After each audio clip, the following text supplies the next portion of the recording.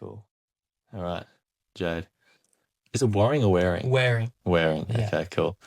People get that confused a lot. Yeah. Yeah, nice. Fucking put it down Yeah. right now. Yeah. Where do we even begin? We know each other through door knocking, and the last two episodes before this will have been Jamie and Benson. And I guess it's an interesting place to start because, especially with, I want to tread carefully because I have a lot of love for, that chapter and my involvement in it. I know you're still in it.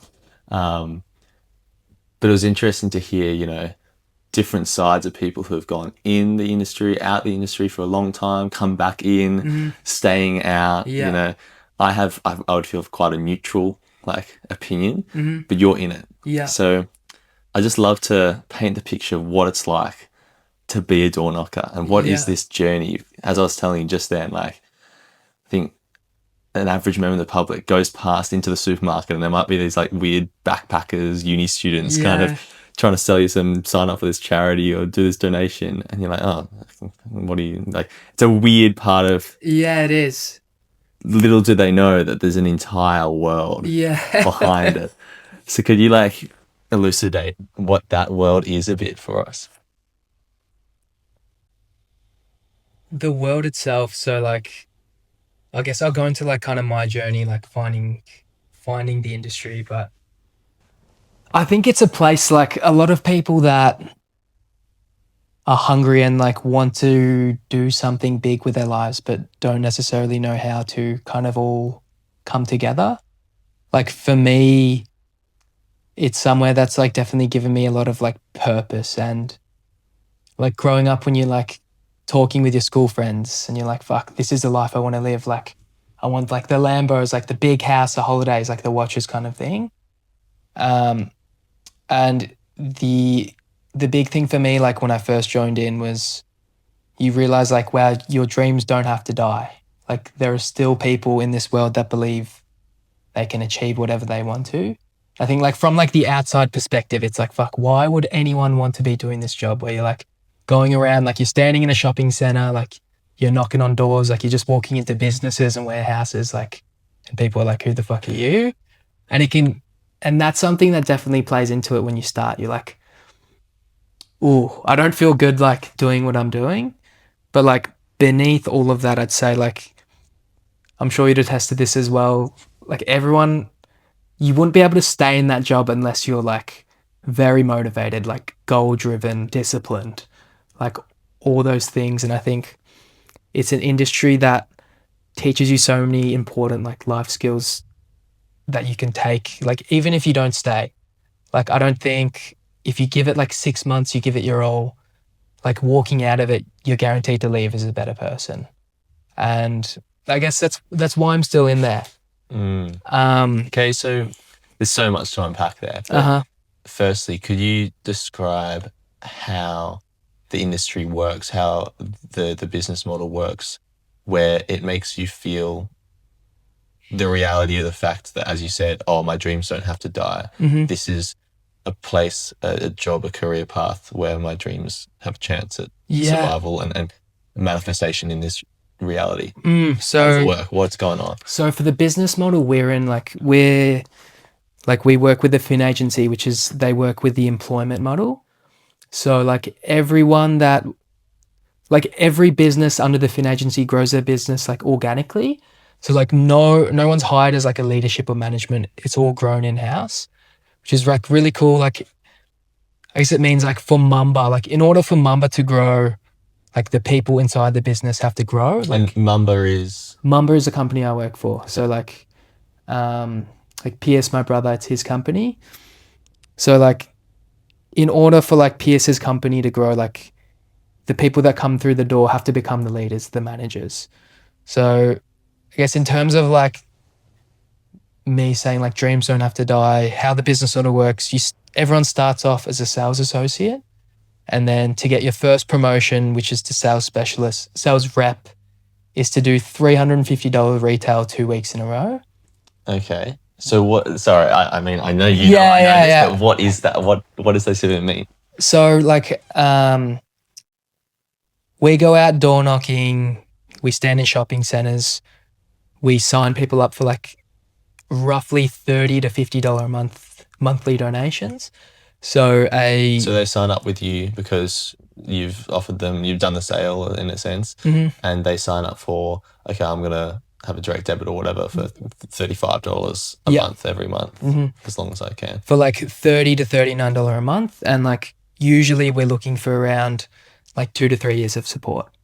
I don't know. Should I start off like with how like the fin works and then how the company works? I think as a sales associate, how does it work? Like, what is your reality as the bottom rung? So as a sales associate, you're working purely on an hourly basis, and your goal is to try and get $350 in total retail value. So if you sign someone up for $40, that's $40 in retail. Okay, yeah.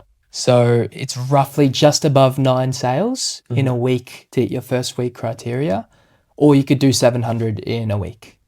Oh, okay. So if you're just a gun, you walk in and straight away you sign up 10 people for $70 a month, and then boom. Boom, that's it. Yeah. So you unlock the next level. You unlock the next level. So the reason you want people push for this promotion, it allows you to start making bonuses. So for each company, it's very different, but Mumba at the moment, we do daily incentives, so like daily bonuses, as opposed to weekly, as a lot of other companies do. Okay. So for us, it's if you do 2 sales, it's a $50 daily bonus. Oh wow! Okay, yeah. 4 sales is $150. 6 is $300. So you make 6 sales, you make your hourly wage. You make plus $300. Plus $300. Far out. 8 sales. Do they have to be those 6 sales? Do they have to be a certain amount? So the average dollar amount has to be $36, or you get dropped to the lower tier. Okay. So say like if you do a $30 and a $40 sale, your average is $35. Yeah, so like you push for that first sale so you can start making a bit of commission. Yeah. And then how do we keep on, because I don't want to get bogged down in the numbers, but how do we keep on moving up through the ranks of this model to like achieve our dream of Lambos and mansions? Yeah, so the first 2 promotions are all about whether you can sell. So the first promotion to rep proves that you can sell. And then to specialist, it's 1,400 retail over 20 consignments, so 20 shifts. So 20 shifts would be what, 4 weeks? 4 weeks. And then 1,400. So it's the same as it's the same as hitting rep. Okay. You just have to do it consistently. So it just shows you can sell consistently. Once you do that, like you unlock training. So like after you hitting training for you. No, so you're allowed to start like training people. Yeah. Okay. So you unlock that. Your own little minions. You get your own little minions. You can your goal is now to transfer your skills of doing 10 sales a week onto someone else. Yeah. And then the next level up, you need 2 direct reps. So you need to have trained 2 reps yourself. So 2 people that can do 350 retail in a week. And then that unlocks your next promotion. And what are these promotions? Are you now getting more money, or? So you get, this new structure is very complicated, but you get. So, I mean, we don't, like the complexity of the structures, and I guess the important thing, it's, so where did they even come from, these structures? Like, have you, as being part of it, but also have the perspective of, the boss is the brother, your brother, like, is it interesting to you the dynamics of what he's trying to achieve when he changes models and tweaks this and that and adds complexity or removes it and makes it simple? Yeah, because obviously when we started, the structure was very different. And I think the structure he's landed on now is one like people like Dan and stuff have been doing, and it's just been proven to work for like many years. In terms of like the daily incentives, that's something that's not a lot of people do, but it came across because you get 6 one day and then 0 the next day, and you still make the bonuses 0. Yeah. And it's so we had changed clients. So we had the Heart Foundation as a client, and then the business just was really struggling to sell it. Like it was a new client, like tougher sell compared to the others that we've had. So it just became a way of like, if it's the end of the day and you're on one sale, instead of thinking like, fuck, I have tomorrow to do it, you're like, okay, fuck, if I push, I can make at least $50 today. Yeah, okay. And it's just like really every day is like a reset. It's like And a new chance. It's harder, I've certainly found at times. You might just be kind of, oh, one was hard enough. Okay, stop with one. And you do that over the course of a week, and you end up with 5. Yeah. Whereas if you can push to that 2 consistently, that might end up being like 8 or 10 by the end of the week. Yeah. It's a huge difference. Huge difference, yeah. Because in most companies, it's like $360 retail is $100 in bonus. So yeah, especially if you're on a Friday, you've done 3 sales for the week, let's say, and it's Friday, you're like, You just clocked out. am I really going to get 7 here today? Like, Sometimes by Wednesday, people would be doing that. yeah. You know what I mean? Like you got like a 0 and 1 or something. It's like, I'm never going to make 10. Yeah, which like definitely isn't the best way to think, No. but it happens. Yeah. So like, I guess like Pierce has found like it's been a lot more profitable for his company. Cool. But it's interesting, like you ask, where does the structures come from? Like I haven't really thought about it. Yeah, because I and this is probably boring as hell for like anyone else, but I just want this recorded because I'll forget. I want to watch this in 10 years and be like, I did door knocking for a chapter. How did it even work? Like, Yeah. I can't remember, right? So thank you for like allowing me that. But I definitely noticed that when I went to Dan's office, and in England it was the same, being based on retail per hour and this added complexity and so much more numbers, it meant it was kind of harder to, at least initially, it's a lot more confusing. And it took away the focus from becoming a sales weapon. But what it did do is mean from the very beginning, you're in touch and thinking about the back end of the business and how it actually makes money and serves clients and whatnot a lot more directly. Yeah. Whereas if you're just thinking the amount of sales, you become a really good salesperson, but you actually don't know how the business is working. Yeah. Really. So I think it trains you to think, okay, maybe I can open my own business. yes. Yeah. Because you then, your whole journey through, even from the ground, has been like, okay, I'm clued into how this would work. Whether if you focus on becoming a sales dog and then you get high enough, good enough at sales, that's like, now let's transfer over to being a business person, and it's completely starting new again. Because are you on Instagram much? Like, do you see a lot of the American like door knocking people? Never. So like, Not part of that. like in America, it's like huge on social media, right? Like there's, you're definitely in that algorithm as well. yeah, fucking huge. Where it's like you need some motivation, but they're big on like solar, pest control, like Pest control. window cleaning. Yeah, is a big one. I've seen the window cleaning. I remember when I was in it, I would have been more in that algorithm. And the window cleaning, I remember seeing. And they charge crazy amounts. Crazy amounts. And like, especially for things like solar and pest control, because the amount of money you can make per week is absurd. Like there are a lot of people that are just sales dogs. And I think like in the industry we're in, like sure you can make you could work your fucking ass off, make like $3,000 in a week just from doing sales, but long term it's not that sustainable. No. So I guess it's for like, most people that's accessible, but like it's going to be very difficult. Yes. To pull that off. Like maybe 1 week in a month, like you go all in and you pull that off, versus like the rest of the weeks. It's very hard to have that level of focus and attention throughout like a 1 month period. So I think it's very smart in how they do it, where it's like, okay, this is what's possible. This is literally step by step how you get there. And this is how you can use this company and use this business model as a vehicle to achieve what you want to achieve in life. And run me through the next steps, which is probably what you've seen your brother Pierce do rather than having experienced it yourself yet. How does it go from I'm learning, I'm training people, I'm becoming good at sales and maybe getting a hint of what the business is, to like, I'm creating a business, am I now? And like now I do have the Lambo and or at least I have a path towards it. Is there a specific like changing point where you get on that lane, or is it like, how does it work to get there still? In terms of like the exact criteria? No, in terms of like, I mean, I guess in terms of your function in the industry and the business and the model. It's like the... Does it keep on just getting bigger and bigger and bigger until it's just step by step, like kind of smoothly you end up being this like business honcho? I think it's interesting because the people that have like all made it and they've like achieved what they've wanted to. They've grown. They've like opened up their own business. Like they talk about that concept of believe it's yours and it will be.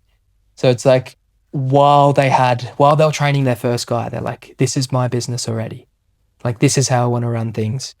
Versus like having that thought, okay, once I have a team of like 20 people, then I'm going to start acting like a leader. Like then I'm going to start acting like it's my business. So I think like the people you find that like start from like one person on their team that can go to like 25, treat it like it's their business from the ground up. So I think it's more so like the decision you make. And how does one convince one person or 25 people to become a door knocker or a events person? Have you seen that happen, whether it's yourself or Pierce or anyone?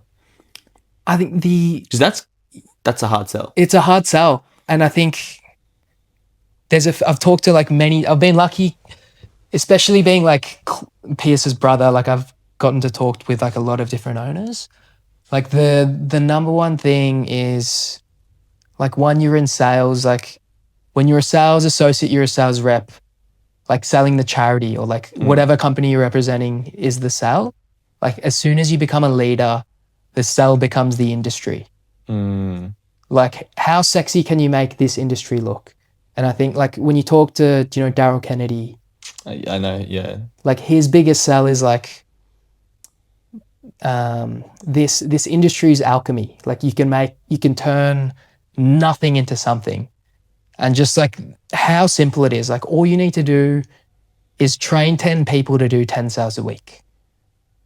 Like it's not that difficult to go, hello. Yeah. Like you give them a pitch, like you train them up. I guess the difficulty is whether it feels like a humbling process or a changing oneself process. But I imagine when we talk about, I think any high achiever, especially sustainably over a long period of time to achieve greatness or whatever, it needs to be like a reflection of who you are to some pretty significant degree. It's pretty hard to like force yourself into something you're not. Absolutely, yeah. And then find success and especially carry that over a long period of time. You see it, but you also see those people get like deeply angry or filled with vitriol or just physically like, unfit. And so I guess the challenge seems not the actual mechanics of training people to do that and get 10 hours, but more like, how do I make myself the version of me? Because there is a version of everyone probably, or most people, especially the kind of person that has made it 6 months. There's a version of them that could be an owner. Yeah. But how does one unlock that? Because by saying yes in one direction, you say no to like 50 others. Yeah. Exactly. Like all the others really. And I think that's the difficulty. I think like the best people are like, I know this is how Pierce incorporated, but he was able to like have a conversation with someone and it's like, okay, what are your dreams? Like, what are your aspirations? What do you want to be doing? How do you want your life to look? And then, okay, that's great. Here's how this industry can get you to where you want to go. And then tying that in between. And like, obviously people come in for different reasons. Like there are people that start sales because they want to learn how to talk to girls. They want to learn how to like pick up girls. They just want a bit more confidence. So like, obviously their goals will be a little bit different. But I think that's something Pierce was always really good at. Like, how can like I help you? Well, he's so logically minded and is able to express that quite clearly and succinctly. Very. That I feel like most people who end up at that bottom rung of the door knocking industry often are not in a great position of clarity and confidence in their world for whatever reason. Why else would you be there to like, realistically? And then as you say, like the chance of, oh, my dreams might be alive. What even are my dreams? And willing, like someone's here not just to listen, but actually poke and prod. And they're not just some guy on the street. They're like in a fancy suit, encouraging me to like, what do you want? What is your dream? And then logically showing me, how I can get it. Very attractive. Very, and even feeling how much growth you're having in a short amount of time is like very addicting. And it's something you don't really experience in like other jobs. Like I'd say if you're working in like a hospitality role, like it's not something you'd experience. Like I've been doing it for like 15 months now, and it genuinely feels like 5 to 6 years of growth. Yeah, wow. And like I know you did it for like what, 6 to 8 months? About 6 months, yeah. Like did you feel like completely different from when you started to where you finished? No. Yeah. I think I had a different journey to most in that industry though. I definitely see the value. What it did for me was probably allowed me to be where I thought I was, but in Australia, because I'd gotten to a point of self-growth, let's say, and all that might entail. But in Guatemala, like it's a very different society and way of operating in the world. And when I came to Australia, I felt like, oh shit, I know what it feels like and how I can operate at that level, but I don't know how to connect the dots in Australia, where suddenly, and I don't know, it feels weird to say, but the third world, they're just, everything operates so differently. The people's value structures and the way the economy works and stuff. So what it did for me is give me the confidence to operate like I know I do operate, but in this Australian first world modern context. Yeah. Which is, I probably wouldn't have gotten in other things as well. Because you're probably one of the only people I know that like have the ability to think very independently. I doubt there's many people who left it on their own terms but still think fondly of it. I don't know how many people will be like that. I feel like most people don't leave it on their own terms and or don't think very highly of it either. I'd say especially like in that company. Yeah. Because I've talked to a lot of people that have left on their own terms in like different environments, and they like only speak highly of it. That's true. Yeah. I guess in our little chapter. Yeah. Cool. Interesting. So how has your 15 months been of like the feeling like your growing trajectory? Was it like crazy at the start and then slowed off taper, or has it been up and down? Like what's been going on with your personal journey? Personal journey, goal coming in starting was just to make like a lot of money, save, get out. I told Pierce like, look, I'll give you like 6 months of like everything I have and then we'll go from there. Like I'm not promising I'm like gonna try open up a fucking business. Did you want the money for any reason? Yeah, well the original goal, like I wanted to start my own clothing brand. Okay. So like I'd worked in a company called Push Pull for a year, and like seeing how they could operate, my thought was like, if you guys can do it, why can't I? Yeah. Because that was just a bunch of like young guys and your mates and stuff, wasn't it? Yeah. Like no real business experience, but it was just like something they started. It was a passion project. They were able to build it. And then to me, it was like, wow, they're living the dream. Like they're living like every kid's kind of dream. Like they wake up, they go to work and they get to build something that they love. And like the only thing that was like, so like I was spending like all my free time like designing, like looking into different manufacturers. Like the only thing stopping me was like that money. Okay. How much money did you need in your head? In like 35 grand. Okay. Was that just for the design and shipping process or whatever, a first batch, a first line or whatever? Yeah, it was because I was very like perfectionist in how I wanted to do things. You definitely don't need that to start, but like you find with a lot of clothing brands, they start with like a t-shirt and a hoodie, and like the reason for that is like one, it's the cheapest to do. So, but I find like with a lot of those companies, you start with a t-shirt and hoodie, it does well, but it's hard to break off to doing like making clothes and like doing things you actually want to make. Okay. Like you're not producing for your intended audience right away. So, I mean, complete detour, but I personally, I mean, I just don't spend money on clothes. Yeah. It probably shows. Like, Yeah. I don't understand. Maybe you can help me. Not where I thought I'd go, but like, I don't understand that kind of or any fashion really, but like that kind of fashion where it's a normal hoodie, but you're not buying it for necessarily the quality or the aesthetic of the hoodie. It's more for this brand. For the brand, yeah. And like whether it's cool or popular or whatever, because a lot of that t-shirt and hoodie I presume is like a pretty stock standard base hoodie, Yeah. just with a logo or whatever it is. What is going on there? Because in my head it's only like kind of self-conscious, sniveling, not knowing what they want. It's 16-year-olds who would be susceptible to that.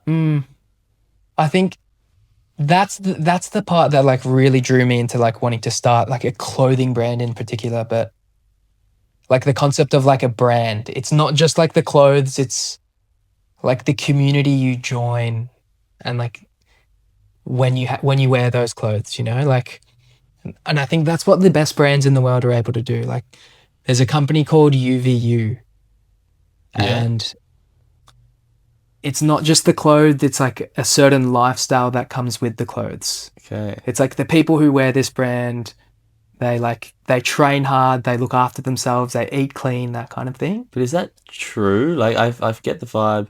I guess the one that comes to my mind because it's big and you can't avoid is Gymshark. And so like all the models and influencers that wear these Gymshark clothes are beautiful, fit people. Yeah. But if you see them in like reality, you might see some beautiful fit people wearing it, but there's nothing stopping, whatever people also buying it. Exactly. And I guess they're buying it to aspire to that ideal. I don't know, it just seems so weird. It is, yeah. It definitely is weird. But I think, like, especially when you like, there's like two elements of like, I think everyone wants to, like maybe not you, but like I think like people generally crave exclusivity.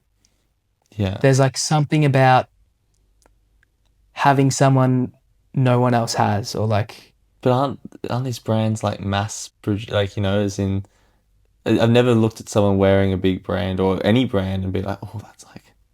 Really? Never. See, because most of the time, it by definition, like, a Louis Vuitton or a Gucci or a Gymshark or UVU, whatever, like, they're mass produced. I mean, there's thousands of them. You go to the right places and almost everyone looks the same. But the price excludes a lot of people from buying it. But not really. Like, there's still heaps of people buying. Heaps of people, but like for a kid with no money, and it's like, wow. Yeah, but I guess, I mean, actually, it's weird because I'm wearing this and I just told you, like, this is my great grandma from the farm and out back, like getting the wool off the sheep and spinning that wool and then knitting herself. So this is genuinely one-on-one. Yeah. But it doesn't look in that mode of fashion and stuff that crazy. It looks kind of like a daggy op shop thing. In my head, this is cooler. Way like like a million times cooler. Yeah. Than that side. Do you think it's because a lot of people wouldn't have access to this kind of line and then kind of buy into this commercialized idea of exclusivity? I'd say so. Like, I reckon if... It seems just like a fucking... If a Justin Bieber wore this, like that exact thing, there'd be hundreds of thousands of people online saying, like, where did he get this from? Right. Because it just screams like some weird... Not like, lizard people, Ponzi scheme stuff, but it seems like a joke. I don't know. Yeah. That's really bad of me to say to, like, No, it's completely fine. But I'd agree, like, there are a lot of things you see celebrities wearing, you're like, fuck, what the fuck is that? But it's like insanely popular. Mad. I don't think I'm going to get to a point of understanding that. I think that's okay. That's probably a good thing. Yeah. And it's interesting, if I go off of Instagram, which I delete Instagram, I don't look at anything, I have like zero urge to buy any clothes. Right. But otherwise you would, because you see someone that is doing it or presenting themselves in a way that inspires you, calls you to action in that direction, and therefore you conflate what they're wearing with that life and that action and that vision. Like, I couldn't have worded it better, yeah. Fascinating. So I'm on like a really big savings this year. So like for the last 3 months I haven't bought anything. Okay. And like in order for me to do that, I've had to delete Instagram. Okay. Because otherwise I have this like strong impulse. Yeah. It's like I'm scrolling, like, fuck, this is so cool. Okay, how much is that? Okay, in 2 weeks I can buy that. Yeah, okay. I definitely do that because I feel like this is probably going to be perceived as me feeling high and mighty and morally superior. But like, I just don't think I do it commercially with purchasing. I think I probably do it in like experiences, ideas or actions. I'm very probably susceptible to. So I'm completely planning myself here, but probably susceptible to like frame myself and think of myself or do certain things and have certain ideas that actually don't cost money, but like might cost a lot of time and energy. And that's just because I'm conflating with that vision. So yeah, I guess that's what we do as social animals, hey? Yeah. It's like you want what you can't have. Yeah. Or at least that's how I view it. And that social status markers, you know, you want to just align yourself with them, look the same, kind of feel the same, talk the same, act the same. Yeah, and I don't even know if it's like, it's not like wanting that idea of like wanting to flex, but I don't think I could be like, you know what, it's not for me if I don't at least have that option. It's expression. Okay. So what's happened to that dream, that brand and clothing dream? So that got put on like major park after like joining the industry. Okay. Does it still exist within you? Yeah, I'd say it does. There's like a big part of me that wants to like express creatively and like do all these different things, but it was something I lost sight of like very quickly once joining in. It's like the environment really pulls you in and you become like, once you're in the industry, it's like very much all or nothing. Yeah, right. Do you think that that's because this is a necessary stepping stone towards the rest of your life and dreams? Do you think it's because, or like it could be mixed? The inclination I get, because I similarly came into it with hazy but a dream, and then felt this urge, this draw to pull, and having now left, I feel it's because there's so many people that are so energetically motivated and whatnot, the path is clear and laid out for you. Yeah. Even if for me it wasn't the right path, it's so nice to like have a path I can see. Yeah. Where what I would believe is my right path over here in this direction, no one's done before. Because I'm a unique individual, like we all are, right? So no one's actually, I can see maybe you've done it slightly in one way and slightly in one way, but there's no one to hold my hand and show me the way. I kind of have to figure it out and stumble in the dark. So even if that's more of an aligned direction, the attraction, it's so much easier to put that on hold because this is like lit up and you know, I can just walk along it. And I guess that's the concept like most people are drawn to. It's like, fuck, okay, there is a lot of stuff out there. We're not denying that. There's so many different things you can do, but here we're going to hold your hand every step of the way.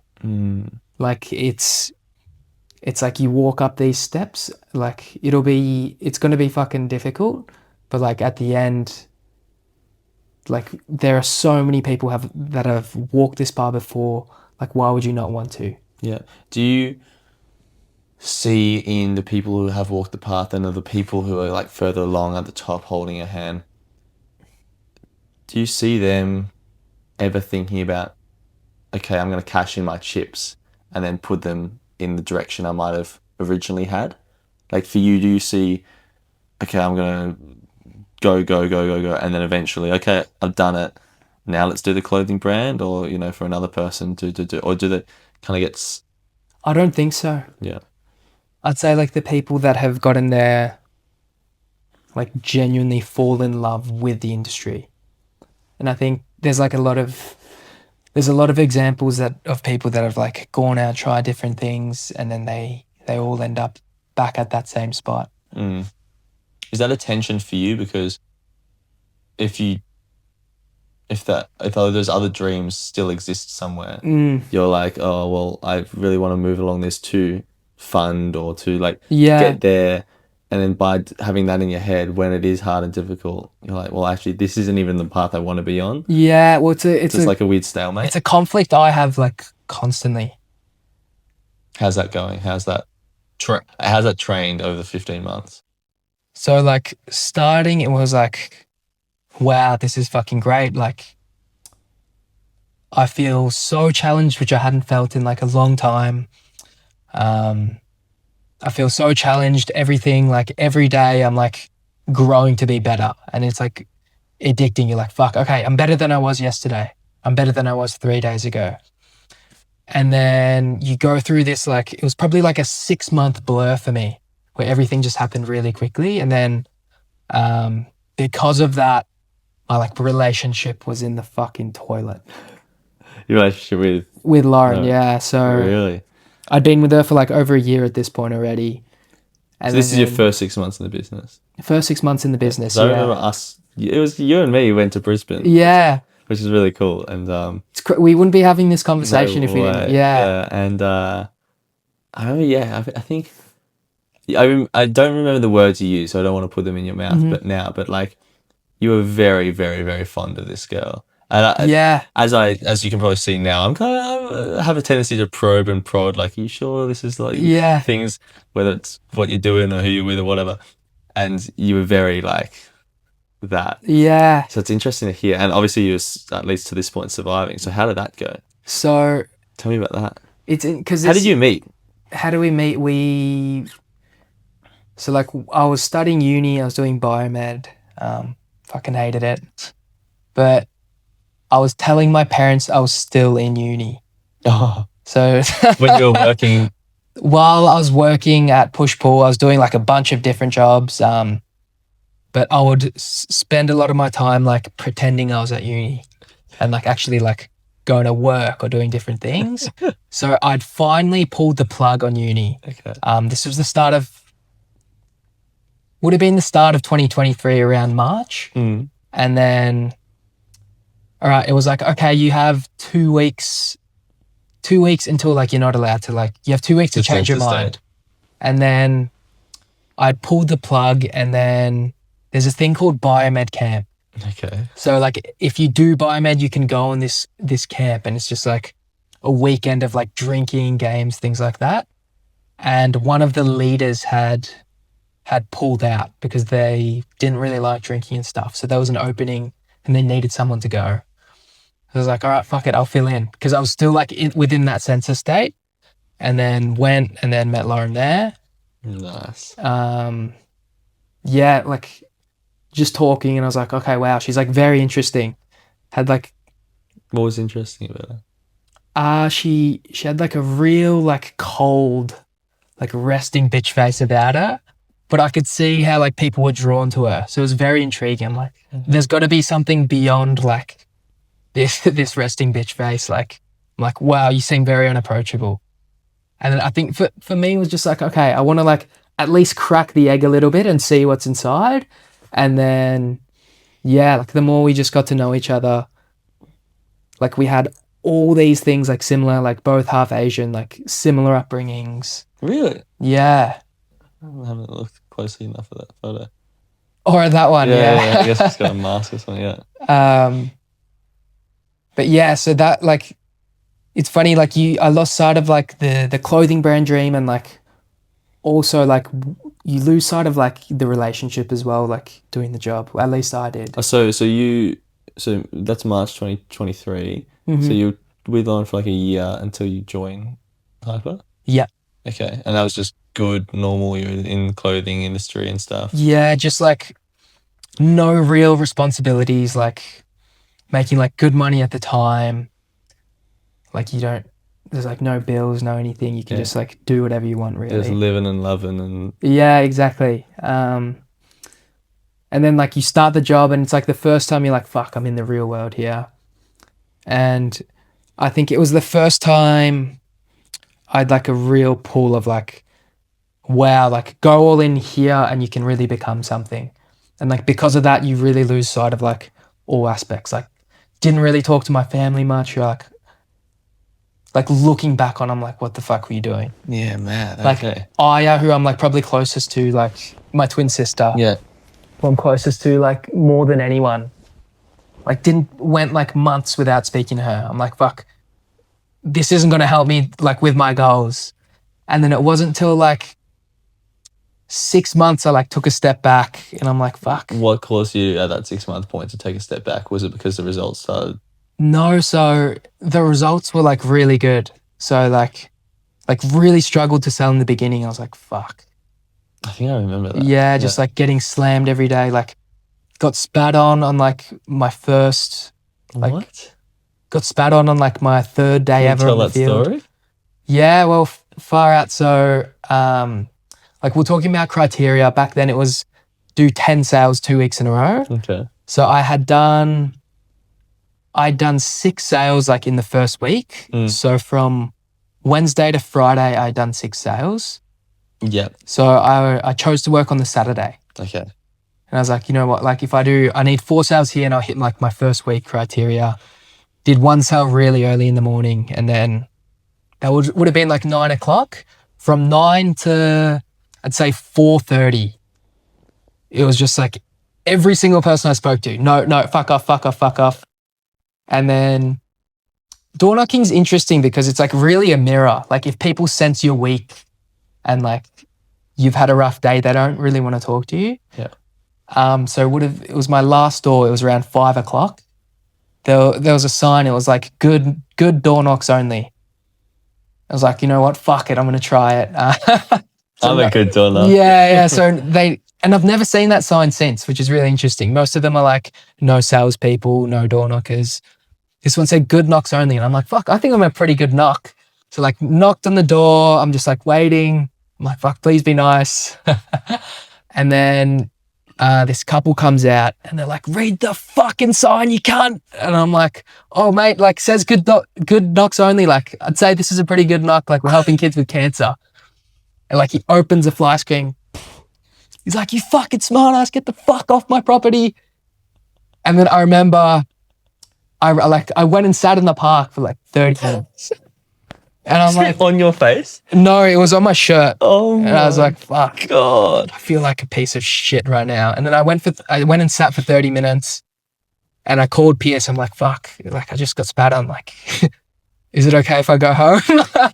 Like, is this normal? And he's like, oh my God, like get home. That's your first week. Yeah, it was my first week. So like really struggled in the beginning.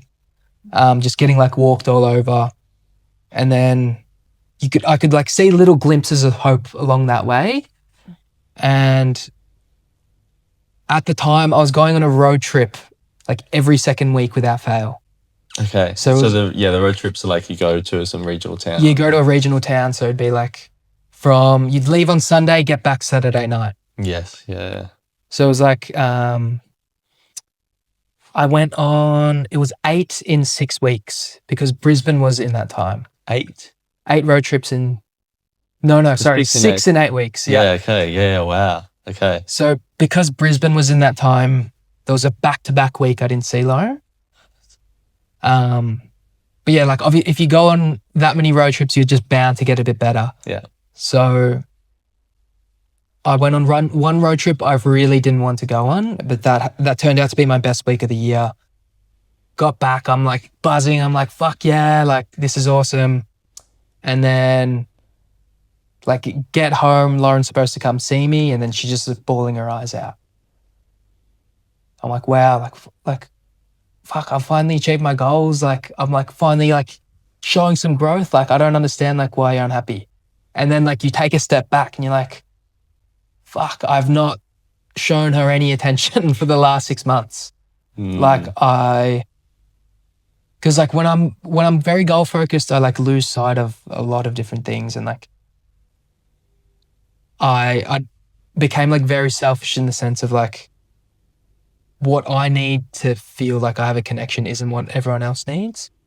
So like went through like never texted her, would never call her. I just thought like seeing her once a week was enough. Mm-hmm. And then you kind of like, it was the first time I stepped back and I'm like, wow, okay, what's important to me? Like, what do I want my life to look like? And I'm like, okay, Lauren's someone I want in my life for like the foreseeable future. So like pulled back a little there. Okay. And then it was just time and energy commitments to the business, like, take a few chips and... Because back then I felt very guilty if I went and saw her through like during the week. which is like, why?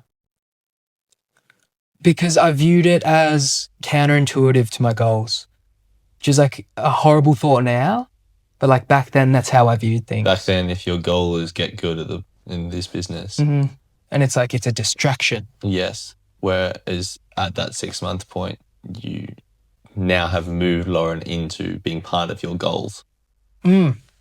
So yeah, and like I think I just wasn't like mature enough and sure enough of myself to like understand that like you can choose like what you want in life and then like you sacrifice from there. yeah. Okay. So how has that process then been in the business to have a somewhat competing priority? Well, I'd say like from there it became like very much reversal, where it was like for a certain amount of time it was Lauren became the priority, and then I struggled to like really balance the two until I like when I started the business until that point, I loved that Lauren was like separate from the industry. So like when I saw her, I didn't have to talk about like work. It was just like kind of an escape. So like naively for 6 months, like I don't even think she knew what I did day to day, like barely. Okay. Like she knew I was door knocking for like these charities, but like I would never really talk about my day. Yeah. And then it wasn't until like I kind of I explained like, okay, this is why I'm actually doing what I'm doing. Like these are the goals I have, and like I want you to be a part of them. It was just like having a conversation of what would you need from me, so like we can work because I want this to work. And how did that go down? What did that look like? Because you're quite young to be having those serious conversations, which is a good thing, because I feel like people get I hear about people getting tripped up, but it's kind of a slow, gradual thing, because it's not like they're doing this crazy career push, but maybe it happens as they go later and there's wives and kids and stuff. Yeah. And then it kind of, because the intensity is a bit less, it's not 6 months, it's 3 years. And then by the time it comes around, like, you can't step away from the business to any degree, and the girl's already kind of checked out, and it's like, oh, we're cooked. So how did this actually go down to help it all? Yeah, so like after that day, like I got back from road trip, it was my best week. Like Lauren was bawling her eyes out. We like initially had a talk, and that talk was just like very much all like, okay, I'm going to drop like a lot of things just so I can be there for you. And that really conflicted with me inside, because I'm like, okay, I'm doing some things that really don't align with like where I want to go. Like one of the things was like, I'd like cut back on road trips. And then But you recognise that they're actually quite time efficient for getting better. And yeah, and they're great. Like it's good fun. Like you go with like six mates to like a rural town. Like you're all in like the fucking trenches together. It's like good fun. And like on top of that, like it was easier to sell. Like you could make more money during that time. So yeah, like one of the things I'd said was like I would cut back on the road trips, and then throughout that, like the next week, like Knockin, it was like a horrible week, because you have this little part in your mind that's stopping you from being present in the conversations. Because you're like, oh, any energy I put into door knocking is taken away for some degree, even if I'm not present with her. Like I'm focusing on this, I'm not focusing on her. Like, yeah, and like the thought, like, wow, I've just agreed to something that like I didn't really want to agree to. Okay. Like, I guess I didn't, because I'd never had those conversations about work. It was just like she had no idea of like, okay, what? I guess from her point of view, it was just like, fuck, he's going away, like having fun. He doesn't really want to be there. So it's like, why would you not sacrifice it? Yes, okay. Versus like understanding, hey, this is like why I've been doing it. So did you have those conversations? So I had that conversation after I met up with Kurt.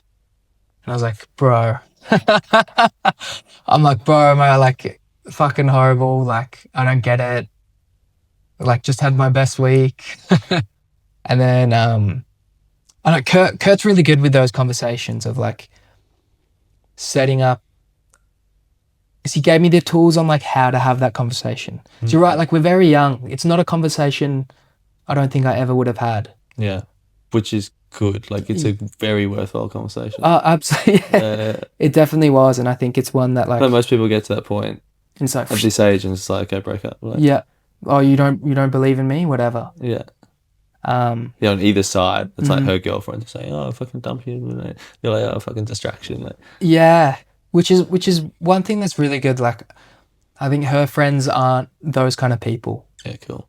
It's like, okay, well, think about it from Jade's point of view, and then like me, no one's in my ear being like, okay, she's like fucking horrible for you, man. Yeah. So can you reveal the like kind of Kurt's magic to like how does one go about those conversations? Do you remember?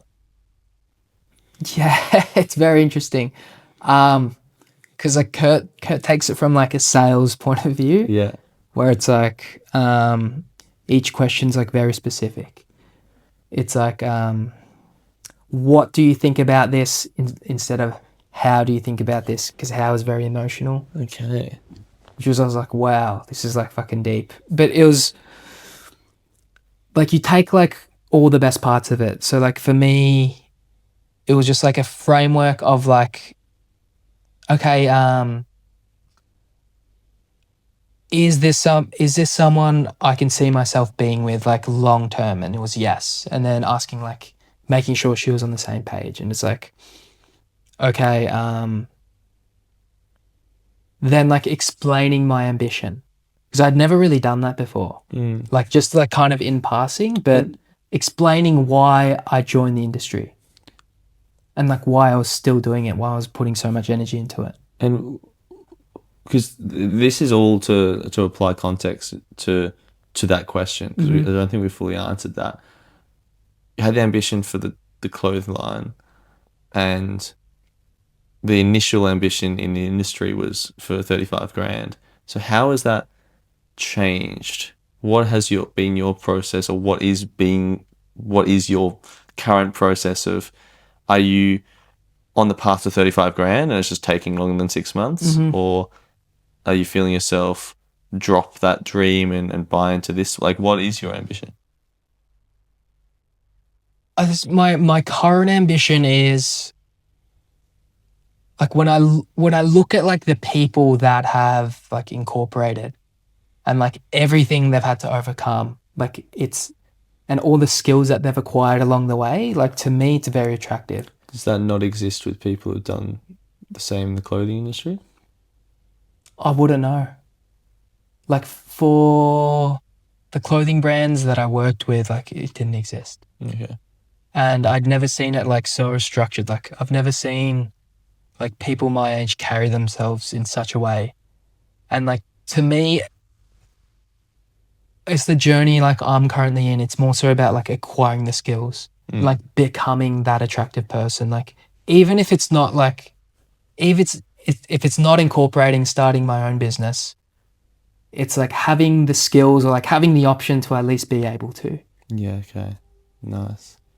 Do you find, because I guess what I felt, because I definitely understand, especially that, what you just said of like, I would love to be at the version of me who's kind of evolved and leveled up in one of Kurt's favorite things, to the point of like owner, that class of person, and the journey inherent in getting there.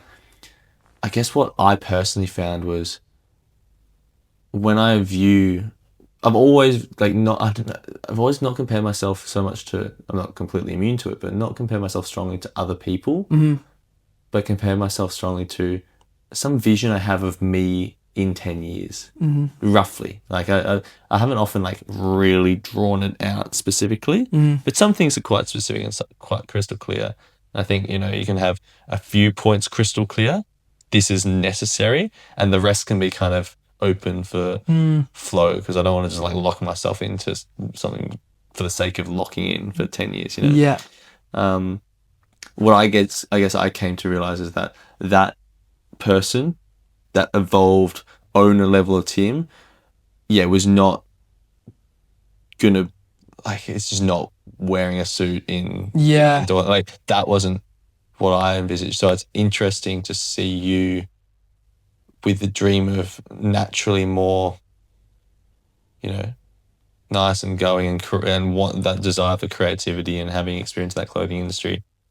Like, I guess my perception of the owner level, but in that world is, that might be more Jade versus. The cool thing about the door knocking stuff is it does have space for any kind of person, but there's certainly certain kinds of people that are more likely to slip into it and more inclined to succeed in it. Yeah. So it's not that it inhibits anyone, but it certainly probably prioritizes a certain type. And I'd say it's like a big conflict I'm like currently having. Is it like there's a lot of things out there, like, is this thing I'm going into like the most suitable for me? What does Lauren say? She must have an opinion, whether she expresses it or not. I think she's more so just like, if this is something you want to do, like, go after it. But does she have an opinion of, like, she might not have said it to you, but does she have an opinion of what she if she thinks this is it or something else and she has inclinations? Like, no, not that she's ever expressed. Do you get a sense? I'd sense that, like, this probably isn't it. Okay. But that's probably like, when I look at like the people like who have incorporated, like, I'd say like the personality types are like very different to mine. Yeah, when I certainly spent a long time. I had that trip, which is, to be honest, I came back and probably only spent maybe 4 to 6 weeks more in the company. But in that trip, I really spent a lot of my time thinking about my own position in the industry and like what, like, I want my company to look like and blah blah blah, and it was cool. It was really cool, and I was like, that was probably, ironically, that was the most bored in I was, even though I was so close to when I left. The weird thing was, like, in that process of really like, what do I want it to look like? It looked so different to anything I'd seen before. Because I remember we were talking about it. Yeah. Like, it was like barefoot in the office. Yeah. Work 1 week, 1 week off. Yeah, and like kind of leveraging it to be like kind of corporate retreat. Yeah, like stuff. Hawaii, opening up in Hawaii, or like a Cairns. Exactly. And then, like, maybe all the network of owners need to fucking get away from this, so I'm the one who leads them to the Outback or Bali or something for it. And it's not in Port Douglas, Sheridan, like smashing tails, because I don't care about at all. It's more like, let's go fucking spearfishing. And what I guess I came to realize pretty quickly from really spending time in that vision is, like, I could maybe build this here, but I think it's going to more easily and smoothly exist somewhere else. Because the position I'm in now, it's just like, it's very much brute force of like,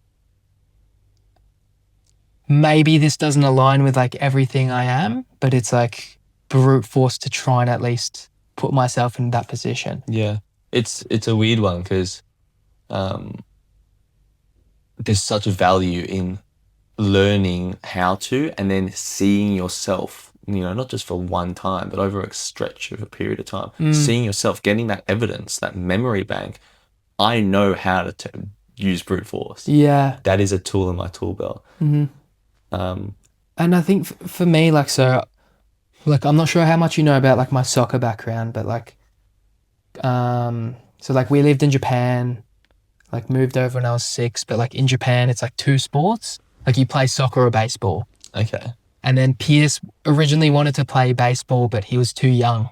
Really? Yeah, you had to be, I think, like 8 years old to start baseball back then. Okay. Like in our town. I think you didn't want to get hit in the head or something. I think so, yeah. So like instead Pierce played soccer. And like because Pierce played soccer, like my older brother, it was just like natural that I played soccer as well. And so like moved to Australia, and like Pierce was like a fucking gun. Like any team he went, he was like the number one, would score like 10 goals a week. Really? Like in the junior teams, just like on fire. And like me, it was just like, oh, okay, I'm playing soccer because like my parents have put me into it. And then like you get a bit older and then the people that you're playing with are all like loving football and they're like, they love the game. And because of that, they like get a bit better. And like, because I didn't have that in the beginning, you like fall behind a bit. Okay. And then I just, I remember very clearly, like, as when we were growing up, like if we misbehaved, the punishment was like, that mum gave us like, you're not going to training. Because like when she would say to Pierce, he would freak out, like fucking temper tantrums, like throwing plates, like doing whatever. He just like, had that burning passion. He's like, no, if I miss a training, like I'm not going to get better. And then when she tried it on me, I was like, okay, I don't care. And then it was just like a moment of like stunned. She's like, fuck, okay, I can't do this on Jade. Yeah, right. And then like genetically like wasn't like very athletic growing up. And then just through like brute force, I'd like found myself like becoming better and better and better.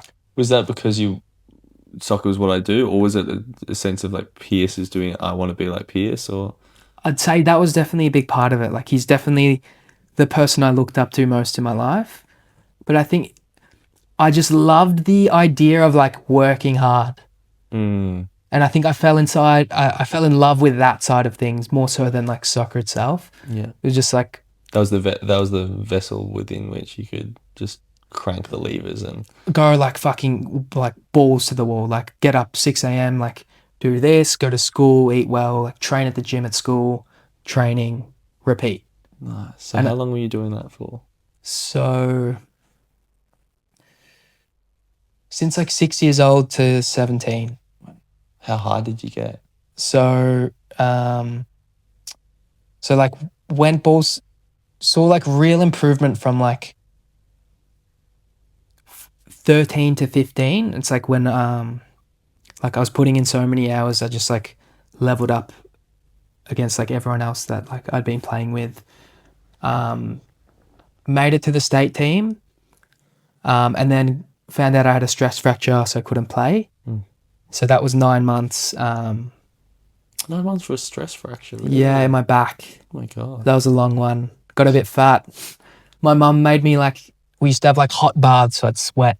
So it's like some level of exercise. But so 9 months out, finally started playing again. Played for Australia at the under 16 level. Wow. And So that was really good.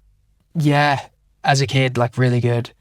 And then played in. And was there ever a point where, if you look back now, you started to have this burning passion for soccer, or was it always just, this is the thing that allows me to go really hard?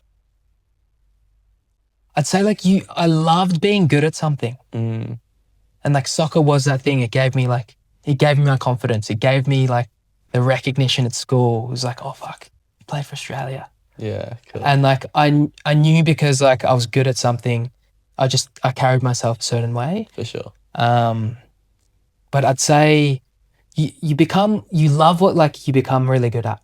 Yeah. Like it was fun being good at something. Yeah, because it's the thing that I think it's always cool at the ends, the pointy ends of things. It's anything you do feels like an expression of self and like an art form almost. But it's only usually accessible At some like elite level. Yeah. Like at the end of the road, you have to go through so much like, oh, this is just drudgery, to be like, wow, this is like moving my arm. Like, it's like painting with a ball or something like that.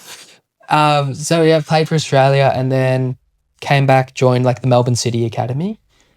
And then it's funny, like throughout like my whole like soccer career, it was like high, like low, like highest of highs, like lowest of lows. because of the injury. Because of the injuries, yeah. So I had probably like 8 long-term injuries. Jeez, you sound like Jamie, man. Yeah, like after joining Melbourne City. So like, So you were like their youth squad or something? I was in their youth squad, like doing really well in the beginning, and then I did my like syndesmosis, Okay. which is like this ligament in here. Yeah. Should So, have known that from my anatomy. But yeah, yeah. You're fine. So that was like 7 to 8 months of like nothing, and then I tore It's like grade 3 tear in my like right MCL. Like the day before I was supposed to play my first game back. Oh my God. And then coming back, did my left MCL, and I'm like, fuck, okay. And then trained myself back up. And I just got a contract. It's called the NYL, which is a National Youth League. Okay. Which is all the A-League academies play in a league. Oh, really? That's sick. Okay. Yeah, and it's like 10 games. So just signed a contract for that. And then the next day I broke my foot. And it was just like this constant. Always the same foot? No, different. Oh my God. So it was just like always this constant like boom, like fuck high. And then you like shattered back to the ground. And then I remember when it all ended, it was when I stopped thinking like in football, like I wanted to be better. And I was like, okay, I just want to fucking play. And I just want to like maintain. Because you've just been beaten down. Yeah. And it becomes it's very hard to stay in an environment where everyone's pushing to grow when you're just like, I'm happy to just like maintain. Yeah. It doesn't work, does it? Yeah. And then you go through it, like you fall out of love with the sport. I'm sure Jamie was like pretty similar. Yeah. Like, did he take a break for a while? Yeah, and he was saying like there's a very weird period because you feel like, especially on the decline, if you kind of stretch out the decline, you know where you could have been and were and should be now. Yeah. But what I was saying is I heard this thing where your perception of yourself actually lags behind the world's perception of you by a long way, like by a year or two. Yeah. So you see this with people who get like rich and famous quite quickly. The whole world, like, you know, oh my God, rich and famous person, but for them, they still see themselves as who they were, you know, a year ago, which is kind of maybe just a normal bloke. Yeah. And it takes a while to like, for them, their self-perception to catch up with the outside world. But that also happens on the downhill. So you think of yourself as playing for the Australia team, but maybe right now you're kind of injured and not really in it, and, you know, people around you are like, oh, he doesn't really care, he's not showing up for training, he's not staying behind, whatever it is. Yeah. But you still see yourself as like this like all-in kind of Australian dude. Yeah. It just sounds brutal, to be honest. Because I think like stepping away from soccer was the first time I like didn't have that. It was like, okay, I need a new identity. And so like for me, that was like, okay, I can go all in on studying. Okay. And then so it's like stepped away from football and then just like head in the books during COVID. Yeah. It's like For uni. For year 12. Year 12, okay, yeah. Just like 10-hour days, like every day. Did it pay off? Yeah, well, paid off. Like it did well in school, and then got interviews for medicine. Okay. Fucking bombed the interviews. It's like horrible. Was that, do you think, because you weren't really wanting it, or were you at that time?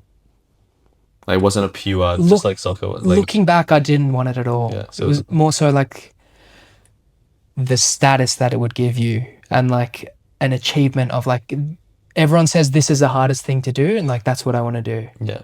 And like out of all my options, this is the only thing I could really go all into. Yes. And then like you go into uni and then you're like, fuck, I don't want to be a doctor. Nah. That's so interesting. Okay, so how is this? Well, okay, talk me through what was there a similar art for the clothing stuff and the fashion stuff? How did you get into that? So like the clothing brand originally had 2 people working, and then they brought in, there were 3 people originally. The 2 like owners had a falling out, so it became 2. And the owner that had left was in charge of all the operation side of things. So they needed to bring in someone with an operations like background. Yeah. So they brought in, his name's Ed, which is like a good friend of Pierce's. And then because of Pierce, I was like quite close with him. We went to uni together. Nice. And he's 4 years older. So I was like the only person he knew at uni. Okay. So like during that time, we'd always have these conversations He was about... a mature age student, so he was like... Yeah. Yeah. And I was like, all right, let's get GYG and talk. So like during that time, we'd have these conversations about like clothes. I'm not sure. Do you know Rick Rubin? Maybe. skaters? I don't know. Producer. Okay, no, I don't. Yeah. know. But he has all. He wrote a book called The Creative Act. Okay. And he has all these different concepts. And he was studying philosophy at the time.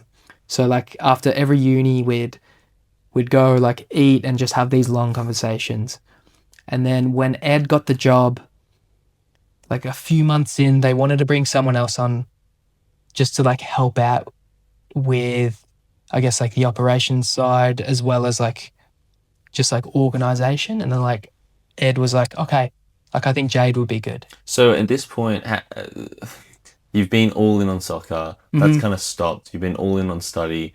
That's waning because you're kind of realizing that it's not a very pure Zero motivation. commitment at university, yeah. So was that weird, that period of like feeling kind of unnatural? Like, oh, I know I'm the kind of person who seeks greatness and knows how to strive for it and work hard and pedal to the metal and always find success at the end of that.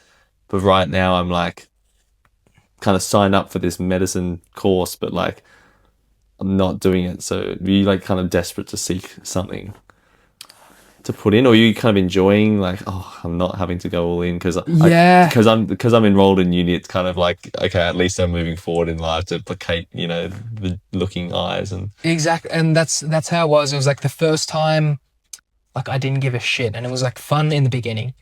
Like I was going out like 4 or 5 times a week. I was like, fuck, this is all. This is awesome. And then that kind of dies, and you're like, fuck, what am I doing? Yeah. I've like put on like 10 kilos. I'm like, fuck. You go back to like, okay, now I want to self-actualize once again. Yeah. And then so that was like a year in the gym, like just during COVID, like didn't drink, like didn't go out. It was just like gym, sauna, work, study a little bit, and then just repeat. Cool. Okay. Because that like gym, sauna, study, like it always feels, I like it, but it feels like I didn't choose it necessarily. It feels like it's like the popular culture, just everyone. And I definitely saw this at Hyperlane. If you want to self-actualize, you just go to the gym. Like, you know, or now it's running has become a thing as well. Yeah. Whereas like it was never, no one's thinking I need to self-actualize by running. Yeah. Until it became popular. And like now it's almost uncreative. It's like, yeah, figure yourself out. So, and gym might be the answer. Some people it is. for some, yeah. But that probably means they're getting fucking crazy jacked and going bodybuilding and everything. But it's like, it's almost, and I think everyone should go to the gym just because it's healthy to a certain extent. But like, it's that weird middle level where you're really into the gym, but it's not you. Yeah, I'd say that's me. Yeah. And I mean, I don't think it's a necessarily bad thing because it's just your journey, but it seems like that's a bit of a pattern for you. No, of like, you're really good at, so I'm not saying I'm calling you out on something, but like you're really good at figuring out the way to success and you're, in a sense, bound for greatness. But like, I guess from my perspective, it's like maybe somehow take the time to figure out what is actually me. So then I can wield all this skill and experience and knowing how to work hard and do it. Yeah. And it'll probably just. And I think that's my biggest takeaway from like the chat we had last time. What? Like when I speak to you, you seem like very sure in like what you want, like what you like, what you don't like where you kind of want your life to go. Like if someone asked me like, what do you like? It's like a very difficult question for me to answer. How do you answer it usually? Like typical, like I like being healthy. I love my family. I love spending time with people I love. I think because I want to make sure I'm saying this correctly. It's not that the things you end up liking and prioritizing and running at can't be basic ass shit, right? And healthy, gym, girlfriend, family. Those are good answers, as long as they're like the answers. Yeah. You know what I mean? Whereas I think I always have tension with myself and probably judge quite harshly like people around me. And I don't know, I don't want to. But I think I'm attracted to having conversations like this, where it's like, it seems always worth it there's so many ills in the world and so many like confusions and not really knowing what's going on and difficulties seem to stem from the fact that, and a lot of people don't have the ability to even give themselves space to think about it. But I've just always personally felt so much better and seen in others and feel so much better. And the best people seem to have done it or have been had it forced upon them to like really analyze who am I, what do I want, and at the other side, then you can answer that question. Yeah, no, I really like eating healthy. I really like my family, and it's not difficult. It's the exact same answer, but it's not difficult. I've always been in environments where that answer's been given for you. Yeah, well, that's it's like football. Okay, this is the journey. It's like medicine, straight line, like not like easy, but like there's a clear outcome at the end. Yeah, and I think I've always been in environments like that. And the thing I wonder is, because I've always naturally detested that. Yeah. I've like actively hated when a government or a parent or a school, and I don't know, like I feel for myself that it's the right answer to be like, okay, I need to figure out what I want and go towards that. But I'm also not here to say that that's the answer for everyone. Like if you naturally operate and have been attracted to and just lived along the path that's lit up for you. I ask myself, I guess, it's kind of hard for me to ask myself, but I know that's not the answer for me and it's not the way I should be doing it, but I don't think I'm also going to be necessarily right in like somehow convincing Jade, for instance, that he needs to go to a jungle for a few months and figure himself out, you know, like it could be that if he tried to do that, it would actually be forcing himself into forging his own path, and like the way he works in his whatever fate and destiny is actually more being lit along, and that's going to give him the best life and alignment. I don't know. How do you feel about? Do you feel like I really need to give myself time to introspect and figure out what path is right for me, or do you feel like I could do that, but it feels so unnatural for me and I haven't done it ever, and there's probably a reason why I haven't done it ever, that I'm just going to keep on going along the lit path? It's interesting because I think I'm almost at that crossroads now where it's like when I'm like planning, like there's a lot of planning and like with hyper and stuff, like when I struggle to see past like a few months. And I think a lot of that has to do with like being unsure of like what it is that I actually want, like who I am, like how I want to live. And I'd say there is a part of me that's like scared to go off and do those kind of things and like actively seek to find yourself, especially like with the way my life's set up as well. Like I have like my family, I have Lauren to think about, which like I want her to be there as well. You have a lot to lose. I have a lot, yeah. Because if it was by myself, I think like the decision would be a lot easier. And that process of trying to seek those answers and that clarity, it's a pretty fucking solo process. You know, it seems to come, whether I think about myself or others, like it's always shocked by like some fucking crazy near-death experience or breakup or just like the cliche solo travel, you know, like it's just time spent with oneself, looking at oneself, and that can be like a really quick, intense thing. But you know, how many times do you hear people like get shaken up in that way, and then you know, then suddenly they're coming back and completely changing direction or getting out of relationships. You know, you can see this with whether it's something like ayahuasca or whether it's a near-death experience or something. It's like, oh, that's so scary. I guess having faith in the fact that I trust that if I were to do that, the clarity I would find for myself, and the point is I'm looking at me, so I'm figuring myself out and trying to figure out where I truly sit in this world, and whether I have to build that place or maybe it already exists and I can try to slot myself in there. That might be so far removed from what I am now, and it feels like I'll just be like burning parts of myself off, and that's going to be painful. But like, at least it'll reveal like the bits that are burning, I love now, and I won't stop loving. But like, I don't know, because then you start. That's how people talk when they're like, that's how you were talking about. It doesn't serve my goals. There's a distraction. Like, where do you draw the line for these things? Self-discovery, it sounds a bit cooler because it's hippie and whatnot, but self-discovery. But if it means that on the other end you move countries, or and you're not spending as much time with your twin sister or your brother, then like, or you suddenly become a Buddhist monk or something, you have no money and you can't provide in that sense for family or whatever. Yeah.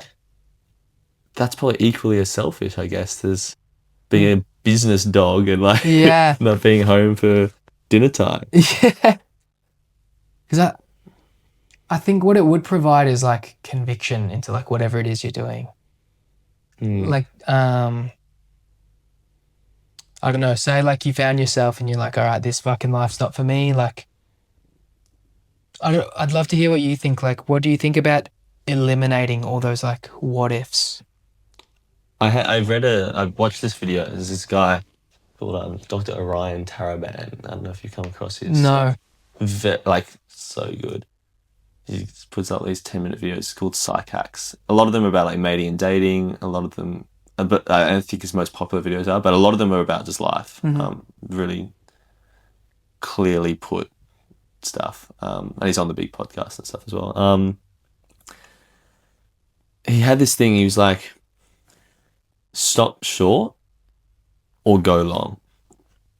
And the way he framed it, so I'll try to repeat it and it won't be nearly as good, but he was like, take a person who was born in some small town. I'm just going to turn the camera, looks okay here. Some small town in the States, and, when they turn 18, they move to like, in Australia, let's say you're born in some, you grew up in some small town and you move to Ballarat.